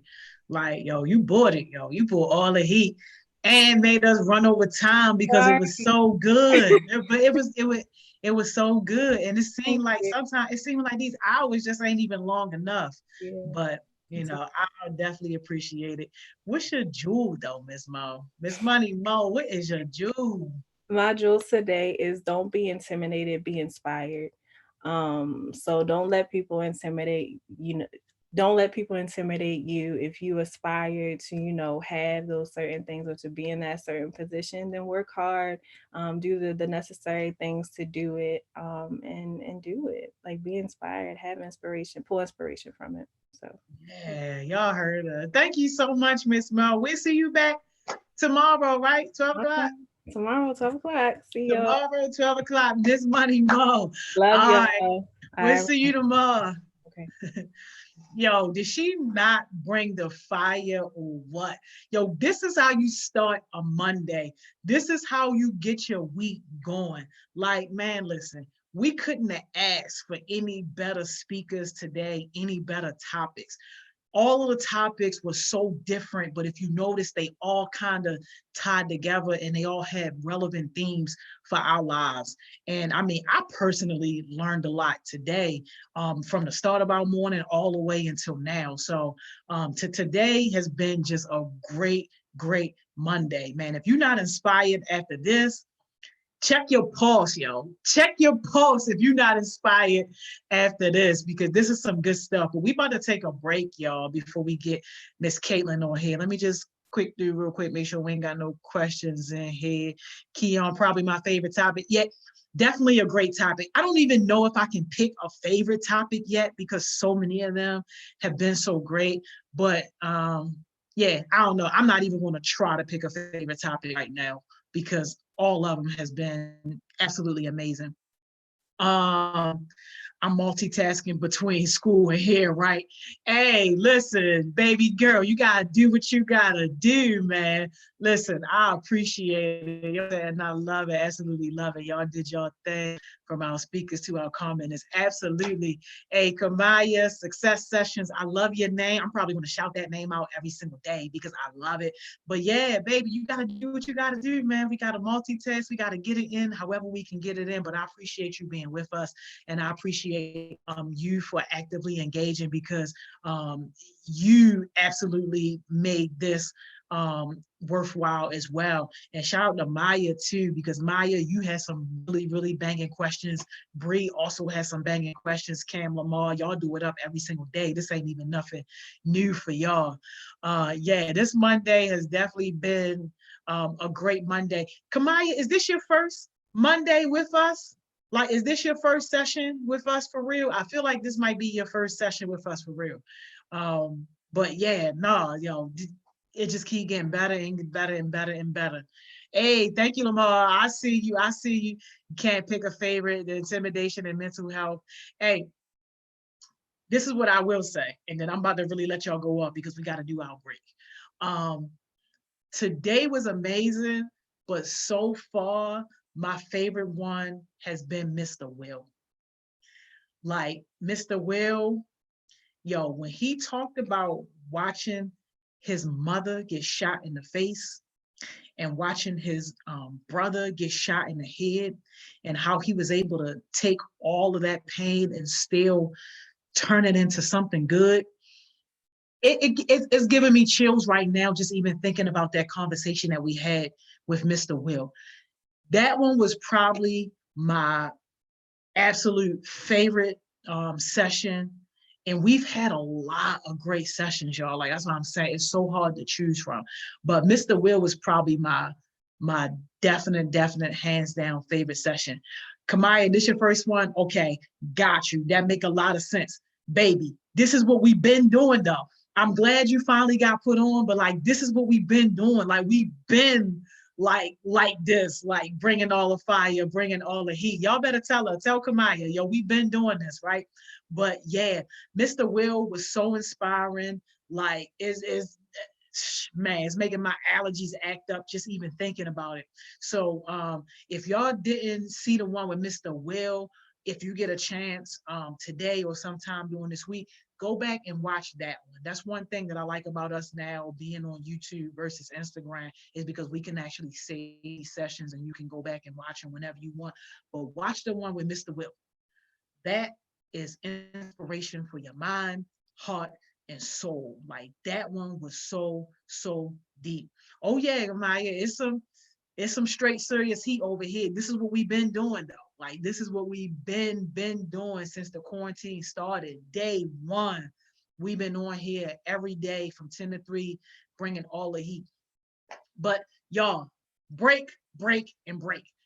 Take a break. We about to take a break. We coming back at 2 o'clock with Miss Kaitlyn. And Miss Kaitlyn is all about academics. So if you got issues with your academic stuff or you need her to help you with some packets, some schoolwork, whatever, this is the time that we do that at 2 o'clock with Miss Kaitlyn. If you already know what type of stuff you want to work on, you can send it to me in advance or send it to Miss Kaitlyn directly in advance and we'll make sure we cover it. But the academic session, man, listen, we getting you through all that homework, all that classwork, we getting people on grade level. Keon, when did y'all have that session? The one with Mr. Will, I want to say we had it Thursday. Let me check real quick.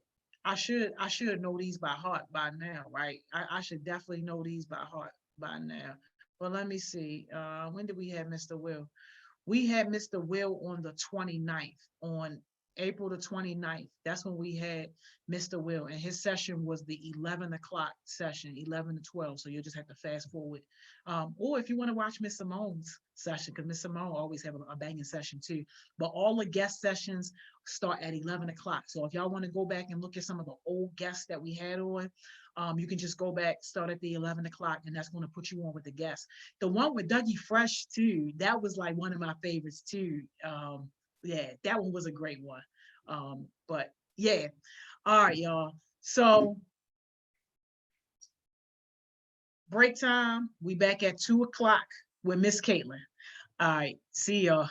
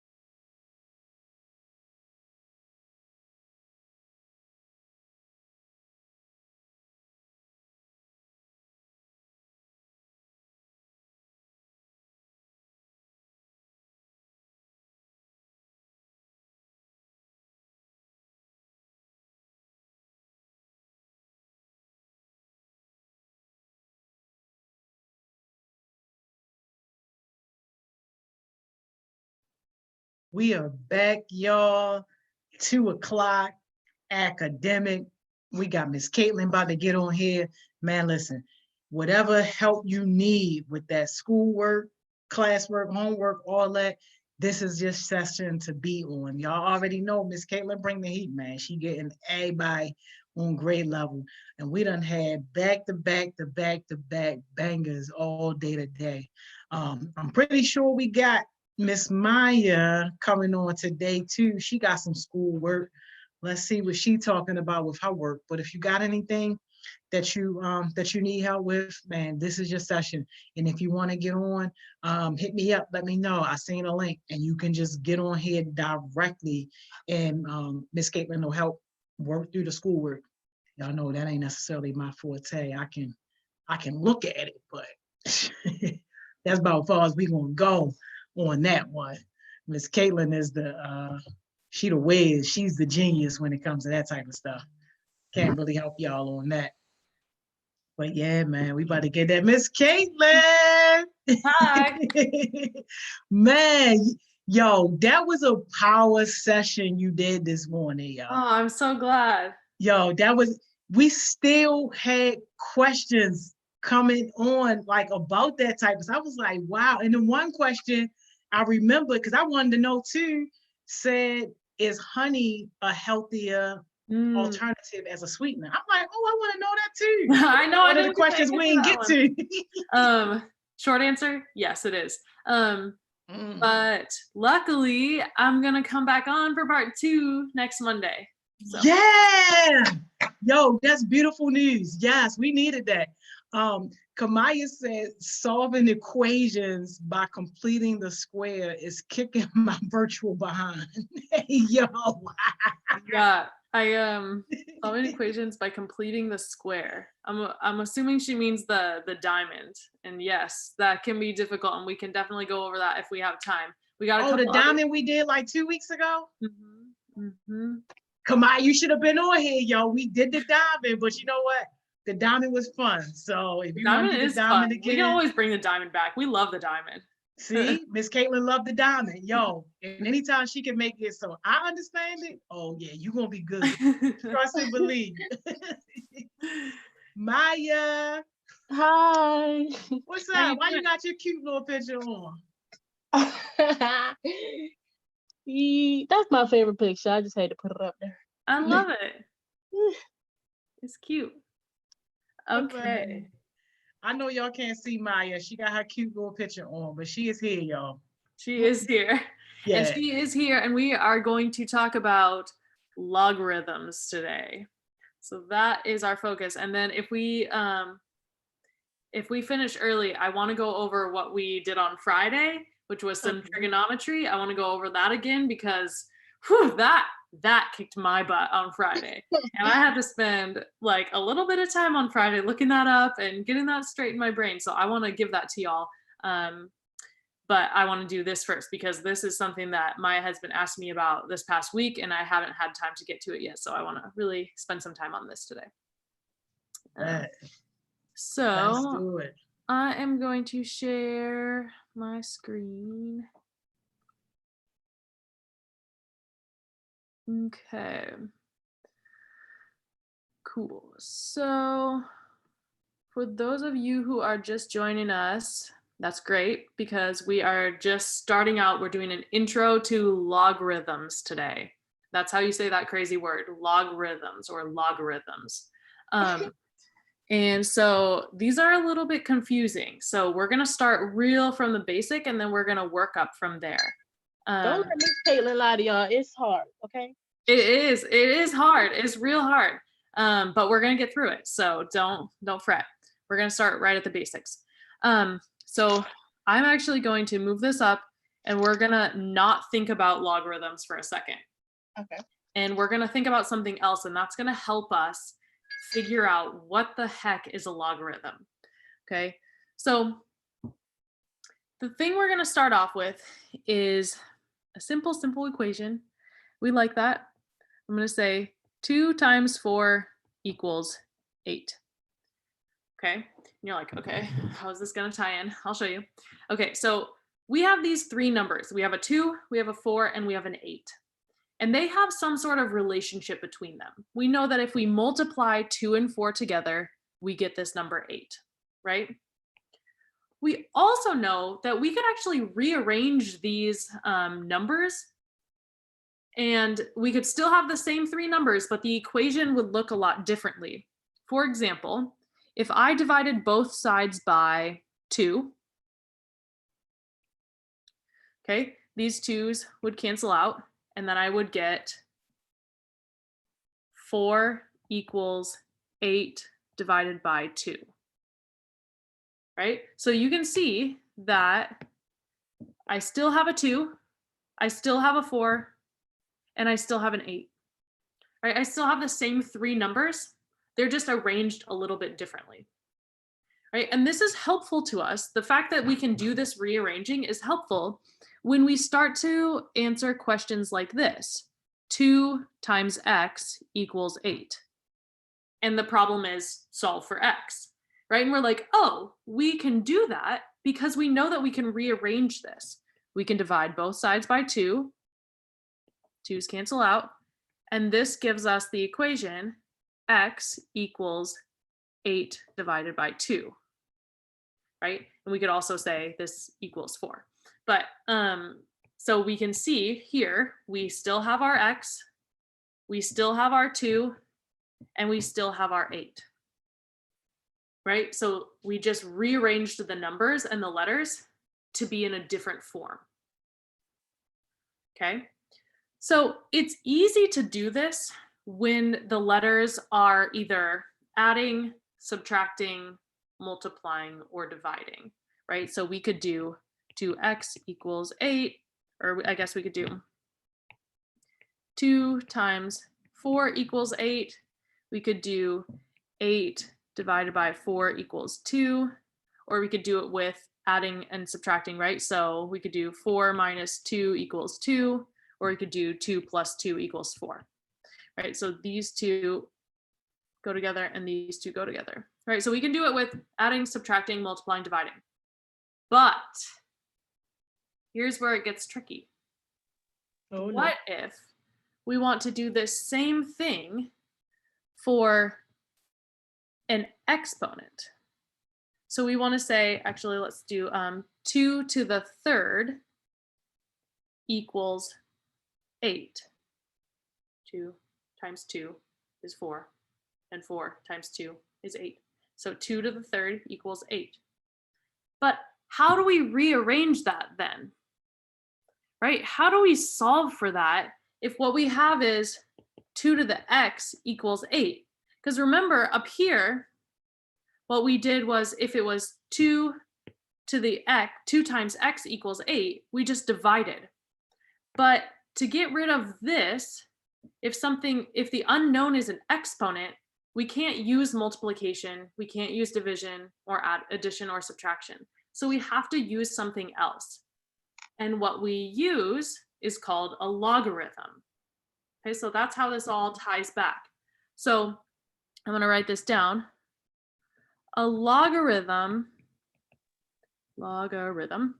is just another way to write an exponent. So it's another way to write exponents. Okay, so just like we could have 2 times 4 equals 8, or 8 divided by 4 equals 2, those are two forms. This is giving us another tool to rewrite equations. Okay, so in order to do that, we need to understand a little bit about exponents. So I'm going to give you this, I'm going to give you some letters first, and then I'll give you some numbers. Okay, so we have B to the C equals A. Okay, an example of this, if I put letter, because these letters are just taking the place of numbers, right? So if I put numbers in place, I could say 2 to the third equals 8. Okay, so in this case, B is 2, C is 3, and A is 8. Right, and I'm just gonna color code them for us. Okay, Go. so B. would the next one be like A equals C? The next one A equals C. To transverse into the BC equal A, or am I wrong? Not quite. Or maybe I'm misunderstanding what you're saying. Let me label these and then I'll show you how to rearrange them. So in this case, we have a few different words that we need to know. So the B, this is called a base. So it's like the base, it's what the exponent is sitting on. So the C is called the exponent. Okay, so the exponent sits on top of the base. And then A kind of has a weird name. A is called the argument. Okay, and argument is really kind of another word that they use for variable, but the word argument, I think it's helpful because it starts with an A, and we know A is the argument, and B, base starts with a B, and so we've got base and B and argument and A, and then the exponent is just C. So Maya, I see that you wrote in the chat log base B of A equals C. Yes, and you're right. So let me write this out so everyone can see it. Okay, so what Maya just sent me was, when I rearrange this equation, what I'm gonna get is I write log, and then I use a little subscript, or I write a little b down here. So log of B, or log base B of A equals C. Okay, so I know that this looks kind of confusing. So let's color code them again and see if they all match up. So we have a B, we have our base, we have an A, we have our argument, and then we have our C, or our exponent. But now they're just rearranged in a different form. Right. Okay. So what does the log stand for? What does the log stand for? Yeah, like is it taking the place of something, or Um, is it supposed to tell me something that I was supposed to do with the problem? So yes, I don't exactly know. Yes. You can plug this into like a calculator or or like online. It can tell you, if you Googled log base B of A, it would give you this answer. So for example, if I'm putting real numbers in there now from this equation. So if I did this one, I would do log base 2 of 8 equals 3. So what this log is telling you is basically saying, in other words, it's saying 2 to the what power equals 3. Okay, 2 to the what power equals 3. And we know that, 2 to the what power equals 8, sorry, equals 8. So we know that based on this equation up here, we know that 2 to the third power equals 8, right? So that's what the log is telling us. That's what the log will get you when you plug it into your calculator. When you plug in log, it's asking this question, to the what power? Okay, so it's saying here, 2 to the what power equals 8. Okay, and we know, because we solved it before, that that answer is 3. Okay, cool. Okay, so let's do some practice then. I'm gonna leave this like this. Yeah. Okay. So here's our practice. We want to rewrite 2 to the 5th equals 32. 2 to the 5th equals 32. So I know that this is a lot, but I'm going to color code them so that it makes it easier for us to see how to rewrite them. Okay, so if I have 2 to the 5th equals 32, I want to rewrite that as a logarithm. So I'm going to write log what? Maya, can you help me out? Log to the base of 2. Log base 2. And then it will be of 32. Yep. Equals 5. perfect. So you just rewrote this equation very perfectly from 2 to the 5th equals 32 to log base 2 of 32 equals 5. It's kind of a mouthful. Yes, ma'am. Yes, ma'am, it is. Okay. Okay. So let's try another one. I'm gonna scoot it up. No notes this time. So 5 to the 3rd equals 125. How am I gonna rewrite this? Whenever you're ready. Don't you put the same log and then you put to the base of the 5th? Yep, log base 5 And of what? of 125. Equals 5. Equal 3. Great. So I'm gonna write out just how to say this. Log base 5 of 125 equals 3. Okay, and basically what this is saying, if I didn't have this at all to work off of, what this is saying is 5 to the power of 3 equals 125. That's what it's telling us. Okay. Okay, so these two things are equivalent. Log base 5 of 125 equals 3, and 5 to the power of 3 equals 125. Okay, those two things are the same. Okay. Okay. So Yep. What's up? if they already given us the answer, like it'll make sense to me a little bit. Like if you put log base of 5 of 125 equal 3, wouldn't you already be giving me the answer? Mm-hmm. Yeah. So you're exactly right.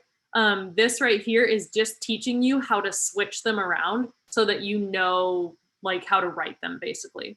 So if you want to ramp it up, let's ramp it up because you sound like you're ready.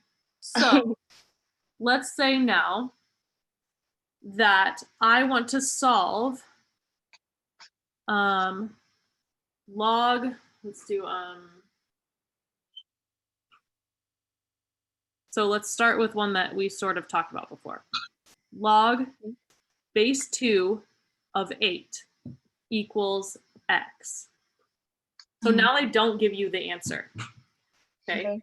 So you kind of have to figure it out, right? So it's saying, if I wanted to rewrite this similar to how I rewrote it right here, I could say 2 to the power of x equals 8.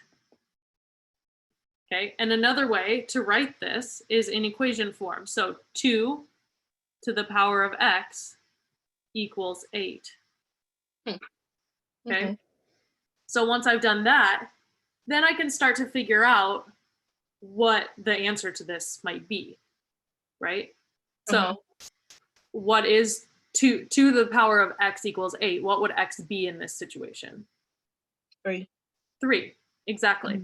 So x equals 3. Okay. So there's a way, wait. So when you put the 2 with the exponent of x equal 8, what situation, I mean, what would you do to solve it? Like multiplication? Because like that wouldn't make sense in my head. No, yeah, I know. This is why it's tricky. I was just gonna say you can plug this into a calculator. Like if you Googled, and that's why it's helpful to know how to say it, because this right here, you say log base 2 of 8. You can plug this into Google, and it will give you the answer of 3. So what if you just had like a regular handheld calculator? I'm not sure. Are they asking you to do that on a regular handheld calculator? No, but I know she like to give out tests, and you can only have a calculator. So I think that the ones that she would give you, like I'm looking at the ones from the problems that you sent me. They're ones that you'll be able to figure out in your head. Like this one right here, when we did 2 to the x equals 8.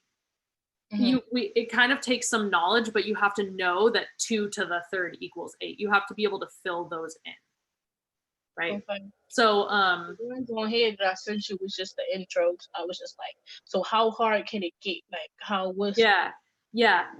I think that this is good for us for now. If it starts getting crazy, then we can talk about that. But the ones in your calculator, like you have a log button in your calculator, and that log button is always going to calculate things log base 10. That's just how it is. And the reason for that is because log base 10 is what like mathematicians use when they are like graphing stuff. And just like in general, this is the like notation that they always use. The reason why we're going over all of this stuff right now is so that when you actually use this log button in your calculator, you kind of know what the heck is going on. You're not just pushing like log and then magical numbers come out, right? You know what it's doing in the background. And that's why they're teaching you this. Okay. So let's do just a couple more to see if we can get the feel for it. And these are some problems from the website that you had sent me, Maya. So if we have log base 6 of 36 equals x. So how would I go about solving this? Okay, my bad. To go about solving this, you would have to put 6 to the exponent of x equal 36. Yep. So what do we know about this? We know that whatever the exponent is going to be the x that you're looking for. So this one, if it's not hitting you, that's okay. Stare at it a little bit longer and tell me what number you think might go in there. And I think once you get it, you're gonna be like, oh, right.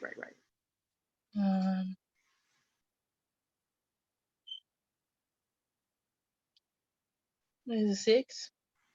Nope, 6 to the 6 would be a really big number, but 6 times 6 is 36.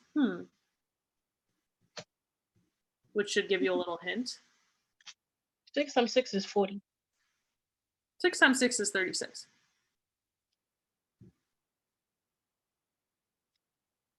So the answer here is 2. 2. How? Yep. 6 squared equals 36. Right? Because 6 squared is the same thing as 6 times 6. And 6 times 6 equals 36. Okay. Cool. Let's do one more. Okay. So now we have log base 3 of 27 equals x. So how can I rewrite this?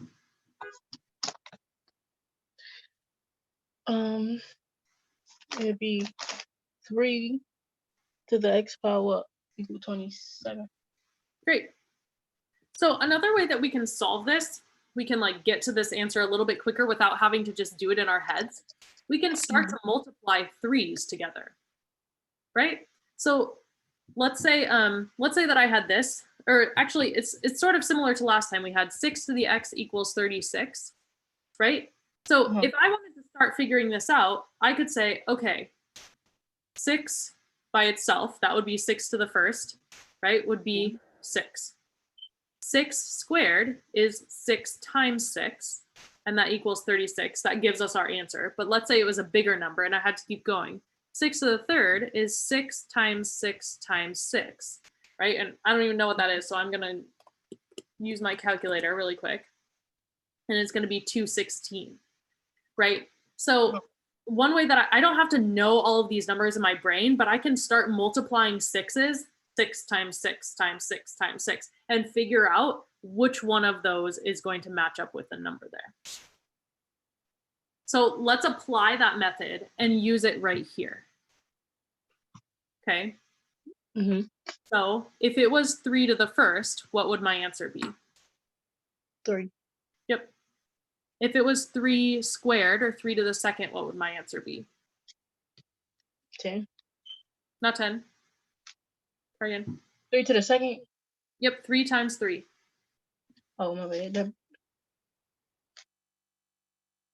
9. Yep, perfect. And then if I had 3 to the third, I would do 3 times 3 times 3. What do I get? And you can plug it into your calculator. No, clearly my calculator is something wrong with it. You said 3 times 3 times 3? Yep. That's 27, which means that it'd be 3 to the third power would equal 27. Great. So x equals what? 3. Yep. Perfect. Okay. So do you see how this method right here, where we can start multiplying numbers, that can help us so that we don't have to just have all of these numbers stuck in our heads, because that's unrealistic, right? We're not going to have just those numbers stuck in our heads all the time. Right. Okay. Let me give you a trick one right here, and I'm giving you a hint because it is a bit of a trick. So log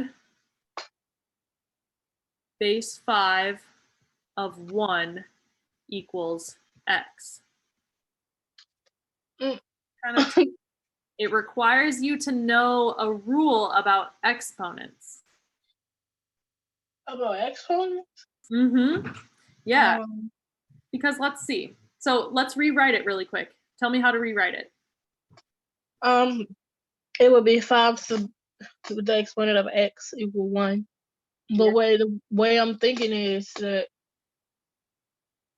if we're trying to use, like you did on a previous one, putting the 5s together. Yep.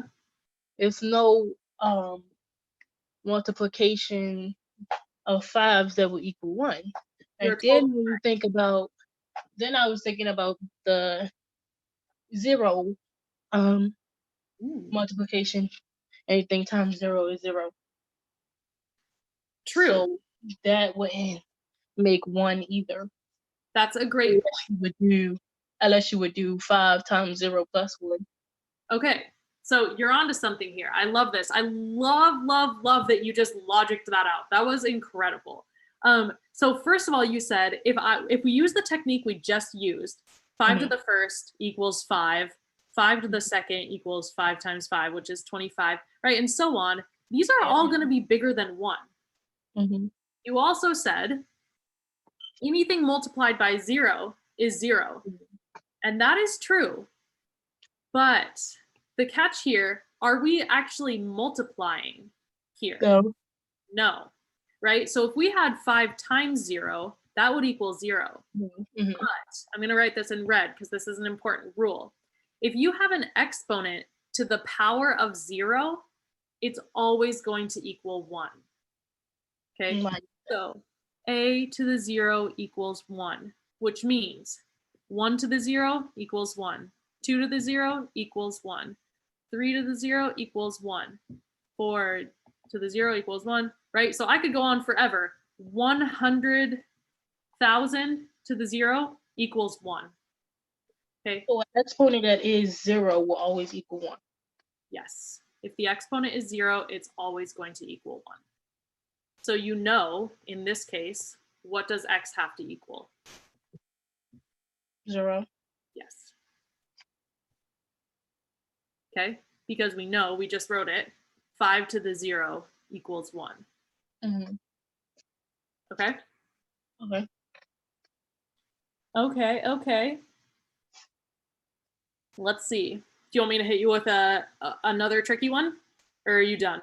It's okay if you're done. No, you can hit me with another tricky one. Okay. Here's another tricky one.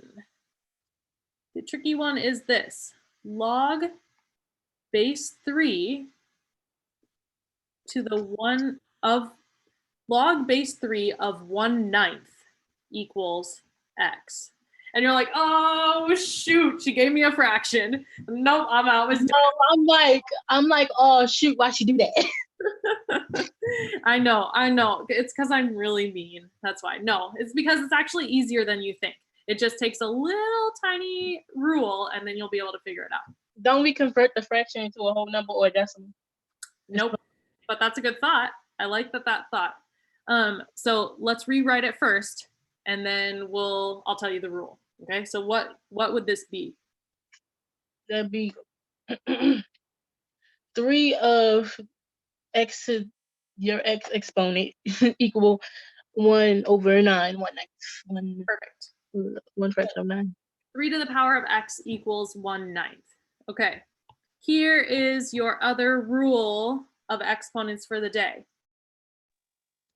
If you have a negative exponent, what is that? A negative exponent? Yeah, if you have a negative exponent, let's say a to the negative x, then what you do is you turn it into a fraction. So if you have a to the negative x, it becomes the inverse. It becomes 1 over a to the x. So, so would it have to be would it be a 9? A negative 9 would equal 1/9? So let me ask you this. 3 to the x equals 9. What is x in this situation? 3. Mm? Oh. 2. Yes. 2. 2 is 9. Okay, so if x equals 2 in this situation, then what is x going to equal in this situation? This is x equals 2. 3. No. What's my rule? Hold on. Let me think. Your rule is that whenever it's a fraction on one end, the other end, the exponent on the base will be a negative. Yeah. So it'd be. So where you get the 9 from? Okay, listen. Okay, let me give you an example. Let me give you an example of this rule. Okay, so I have 2 to the second. What is 2 squared equal? What is 2 squared? 2 times 2. What is it? 4. Yep. Okay, so now if I do 2 to the negative 2, what I get is 1 over 4. Okay, so basically what I get here. Would it be a negative 3? Hold on. Okay. 2 to the negative 2 is 1 over 4. I could also write it 1 over 2 to the second.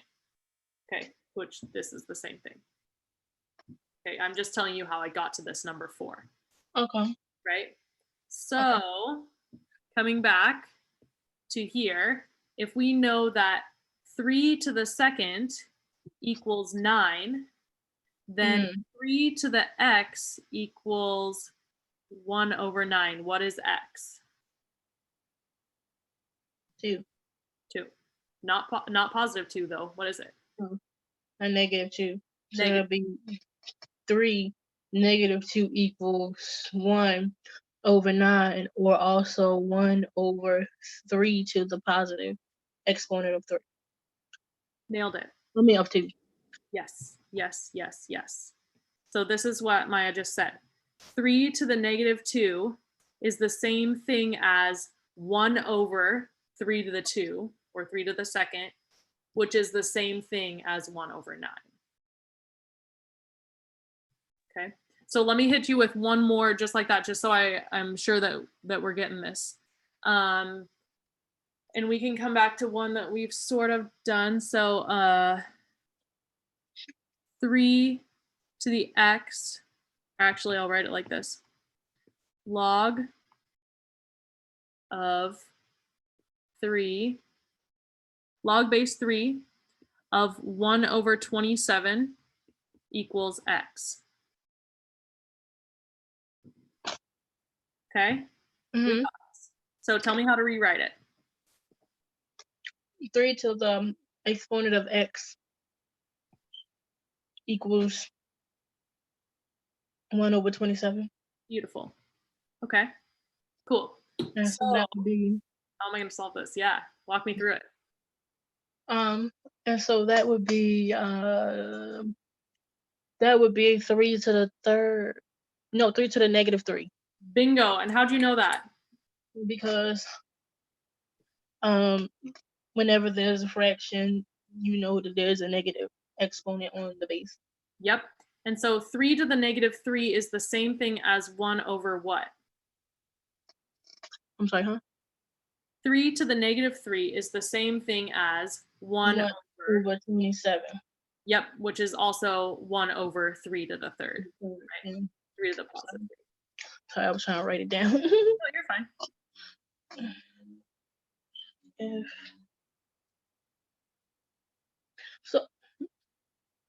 So the after the equal sign, what would you call? That's the argument, right? Yep. So Okay. this is the argument. X Okay. is the argument. Wait. No. I think that's opposite. X is the exponent, I think, here. Let me just go look to make sure I didn't do it wrong. Okay. Oh no, you're right. Okay. Okay, sorry. It's okay. Reflection.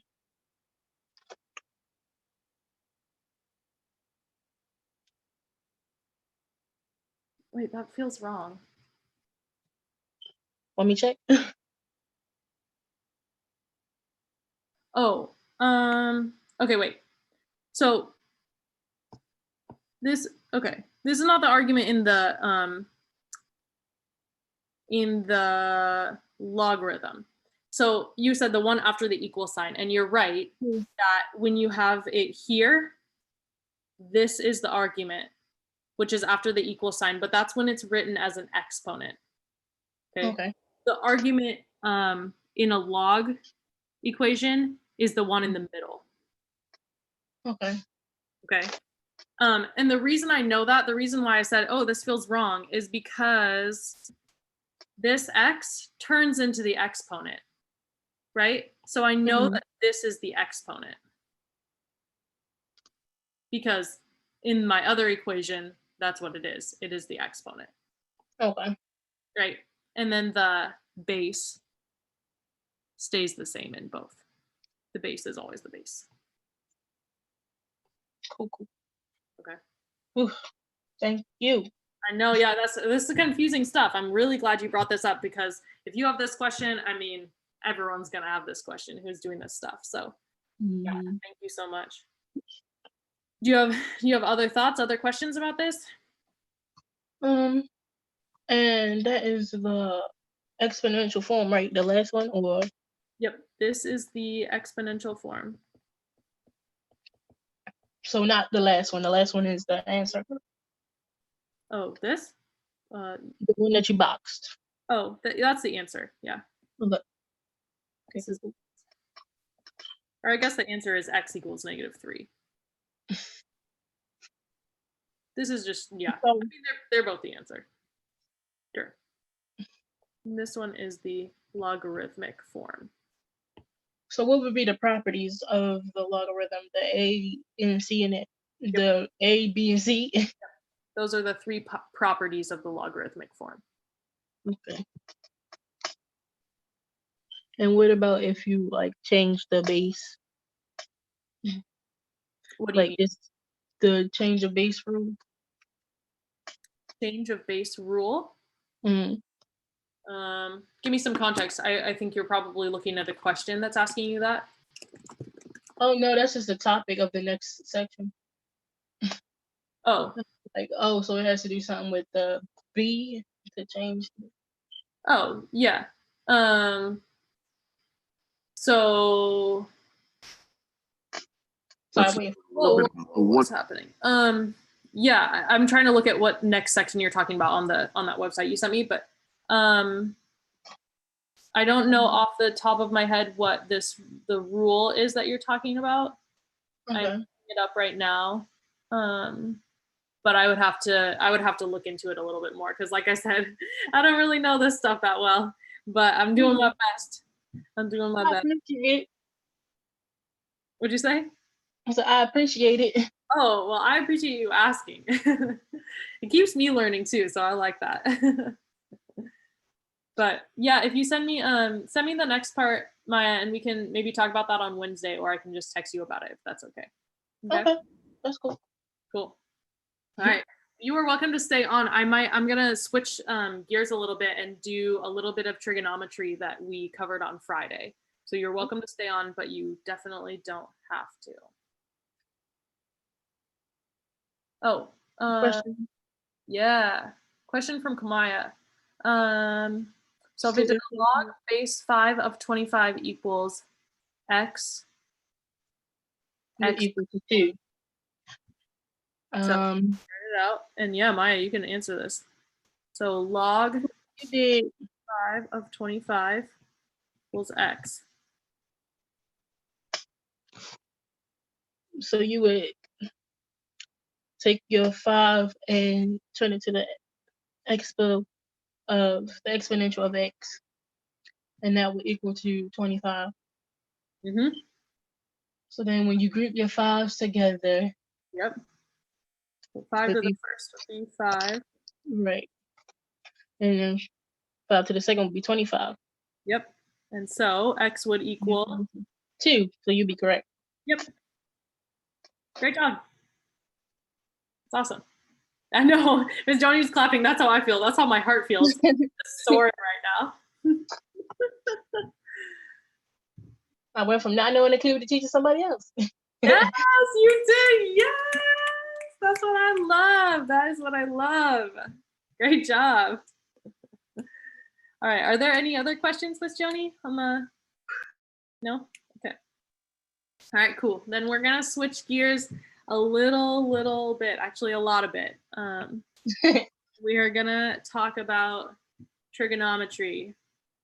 So, okay, here we go. We're taking off our Algebra 2 hat. Or, I don't, Maya, what were you even doing just now? Was it Algebra 2?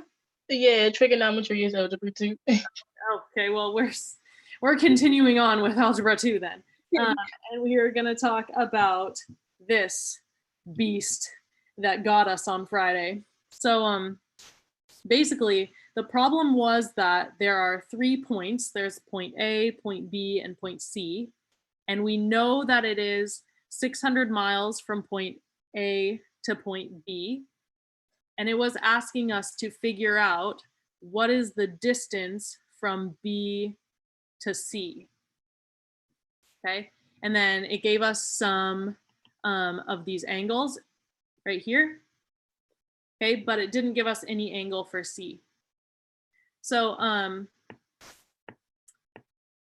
the thing that we were missing, the piece of knowledge that we did not have on Friday is this other rule. And I know that I just explained 2 rules for exponents, and now I'm explaining another rule. There are lots of rules in math.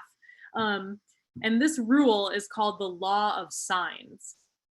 Okay, so in order to understand the law of sines, we have to understand that you can use it in 3 different situations. Okay, so before we even get to the law of sines, let me show you these 3 different situations.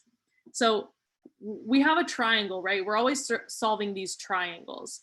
And we can use the law of sines when we have these three types of triangles. And you're like, what do those mean? Let me tell you. So you have an A, and an S. The A stands for angle, and the S stands for side. Okay, so if I have this triangle, and let's say that I know two angles of it. I know that this angle is 45 degrees.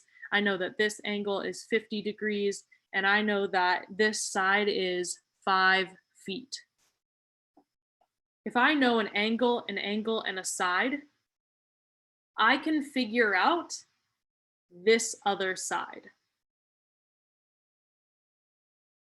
Okay, if I have two angles, I can also figure out this side. So I can figure out what the other two sides are going to be if I have an angle, and a side.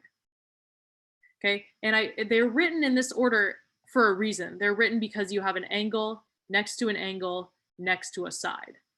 Okay, so angle, side. Okay, the next triangle that you have is an angle, side, angle. Again, they're written very intentionally because you have this angle, let's say it's 45 degrees. You have this side, let's say it's 5 feet, and you have this angle, which let's say is 50 degrees.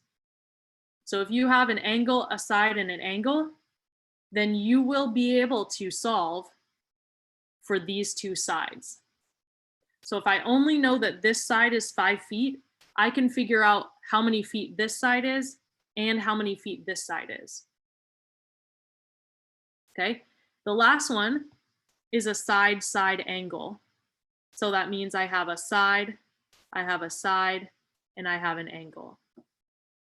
Okay, so if I know that this is 5 feet, and this is 4 feet, and this is 50 degrees, I will be able to figure out not only what this side is, but I'll also be able to figure out what these angles are. Okay, so these are the three situations where we can use this new rule called the law of sines. Okay, and I'll explain what type of triangle we have down here when we get to that in a second. Okay, so in order to understand the law of sines, we have to know the letters that are associated with it. So you always use an A, B, and a C. You use capital letters for the angles, and you use lowercase letters for the sides.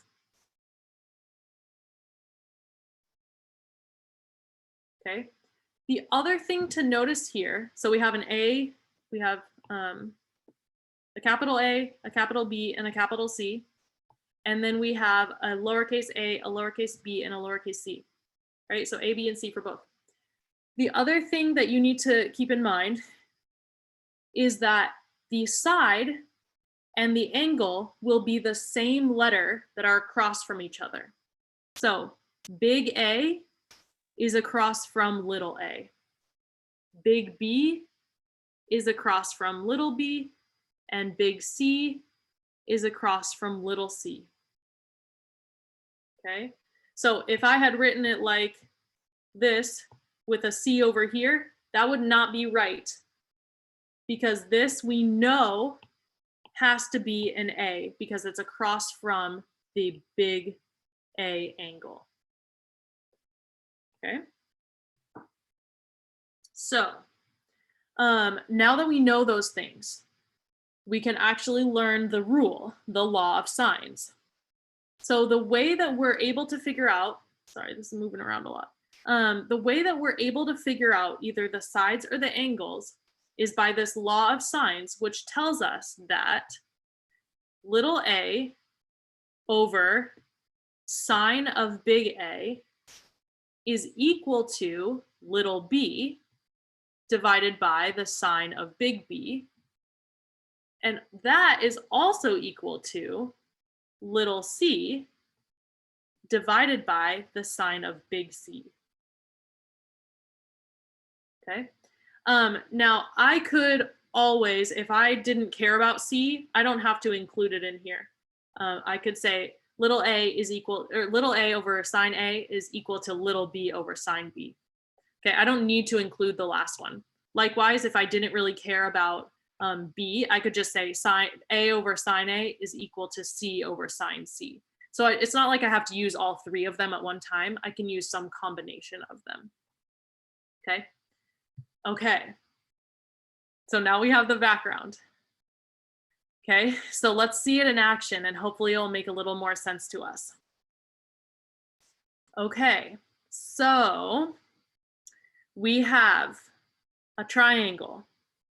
We have an A, we have a B, and we have a C, which means that we need to label on this triangle, because it didn't label for us, we need to label the sides. Okay, so I'm going to label side A. Side A is going to be directly across from angle A. So this is A. Okay. And, side B is going to be across from angle B. So this is B. And side C is going to be across. So we have little c. And we know that little c equals 600 miles. Okay. I'm going to erase these in the middle. Okay, so what we have here, what we did first last time was we figured out that because they gave us this 84 and this 52, we were able to figure out the last angle, or the angle of big A.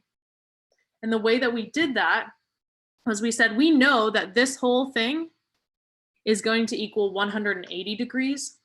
And so in order to figure out just that little chunk of it, I can do 180 minus 84 minus 52. And when I do that, I get 44. So I know that this angle right here, big A, is 44. Okay. I also know that this right here, B, this right here is a right angle. And if that's a right angle, that means that this part right here equals 90 degrees. So in order to figure out what B is, so this was A, in order to figure out B, we can do 90 degrees minus 38. And that's going to give us 52. Okay, so right here, we know that B equals 52.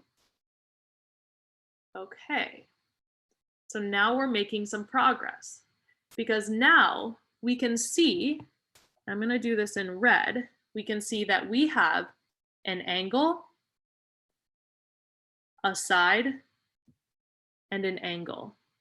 Angle, side, angle, angle, side, angle. So that means angle, side, angle. We have an ASA triangle. So I'm going to just go back and look and see, can we use the law of sines to solve this? And lucky for us, we can. That was this middle example, right? So because my triangle matched the triangle that you can use for the law of sines, it means that we can use the law of sines to solve our triangle. Okay, so we have an ASA triangle, so we know that we can use the law of sines. And I guess I'll just put the law of sines right here, up here, so we can see it. A over sine A equals B over sine B equals C over sine C. Okay. So let's figure out which combination we're going to use, because remember, we don't have to use all three. We just have to use two of them. So I'm going to write out what I have. I have big A. Big A I know equals 44. I have big B. Big B I know equals 52. Okay. I don't have big C, not yet. And then do I have little a? Nope, I don't. Do I have little b? Nope, I don't. That's what I want to solve. Nope, a is what I want to solve for. This is what I want to solve for. And then do I have C, little c? Yes, I do. It's 600. Okay. So the problem here is that we don't actually have any, we don't have any of the combinations that we want so far, right? Because we would need a big A and a big B and a little b in order to give us a big B and a little c. So what we need to do is figure out our last angle. We need to figure out big C. Because if we figure out big C, then we can use this. We can use C over sine C, okay? Because we'll have both of those numbers. And remember, we want to solve for A. So we can say equals A over sine A. Okay, if we have those numbers, if we have all the numbers, this one, and this one, we'll be able to solve for A. So we need to find out big C so that we can plug it into this equation. Okay, so the way that we're going to do that is we know that all of the angles in a triangle add up to 180. So I'm going to do 180 minus 44 minus 52. And what that gives me is 84. So now I know that C is 84. So I can plug that in. Whoops, I can plug that in here. So now what I have is I have little c, I have big C, and I have big A. And all I have to do is solve for little a. So I'm going to plug my numbers into my equation. I have little c, which is 600, over sine of 84 equals little a over sine of 44. Okay. You will never be able, or never be expected to solve sine or cosine or tangent in your head. So I'm going to go plug them into my calculator. And when I plug them into my calculator, I can replace them with their real numbers. So now what I have is 600 divided by 0.69, oh my gosh, 0.695. So where I got that from, sine of 84 is the same thing as 0.695. Okay, equals A divided by 0.995. Okay, and again, where I got this from was sine of 44 is 0.995. Okay, when I plugged that into my calculator, that's what I got. So now all I have to do is solve for A. And the way that I'm going to do that is by cross multiplying. So I'm going to multiply 600 and 0.995 and A and 0.695. So what I get is 0.695 times A equals 600 times 0.995. Okay. Now when I do this, I want to solve for little a, right? So the way to do that is I'm going to divide both sides by 6.695. So when I do that, these cancel out. And what I'm left with is A equals 600 times 0.995 over 0.695. Okay, and I could never do that in my head. This is another calculator one. So when I plug all of that into my calculator, I get A equals 419.1. And remember, we're finding out a side, and so this is in miles. So A is 419.1 miles. Okay, so just so that we can plug it back into our final thing, right? When I go back up here, remember that, I'll do it in purple, this is the side that we were solving for. So we knew that C was 600 miles, and now we know that A is 419.1 miles. And we can, whoops, can you see that? Oh yeah, and so we have that, and we can plug that in. Okay, we could also solve for B, but we're out of time. so I'm not gonna make you do that. So hopefully that cleared it up a little bit. I'm sorry that it took me so long to figure that out. Miss Kaitlyn, Yes. can you send me the notes that we took today? Yes, I can. Thank you. No problem. All right. That's all for me. This was great. Thank you so much, Miss Kaitlyn. I learned a lot. Man, so much of it was over my head, but I'm like, okay, all right, I got it. You brought it down. It was so cool. Thank you so much. Yeah.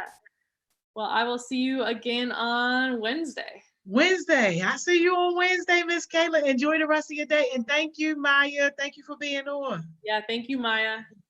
All right. No problem. Y'all have a nice day. Love y'all. Love you too. Love you more. I see you later. See ya.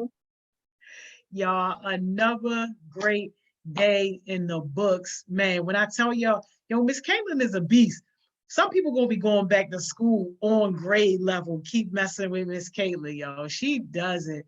Like I said, well, I had to go to my therapy online Zoom, but this is absolutely amazing. I have trig next year and I'm so excited. Hey, enjoy your online session on Zoom.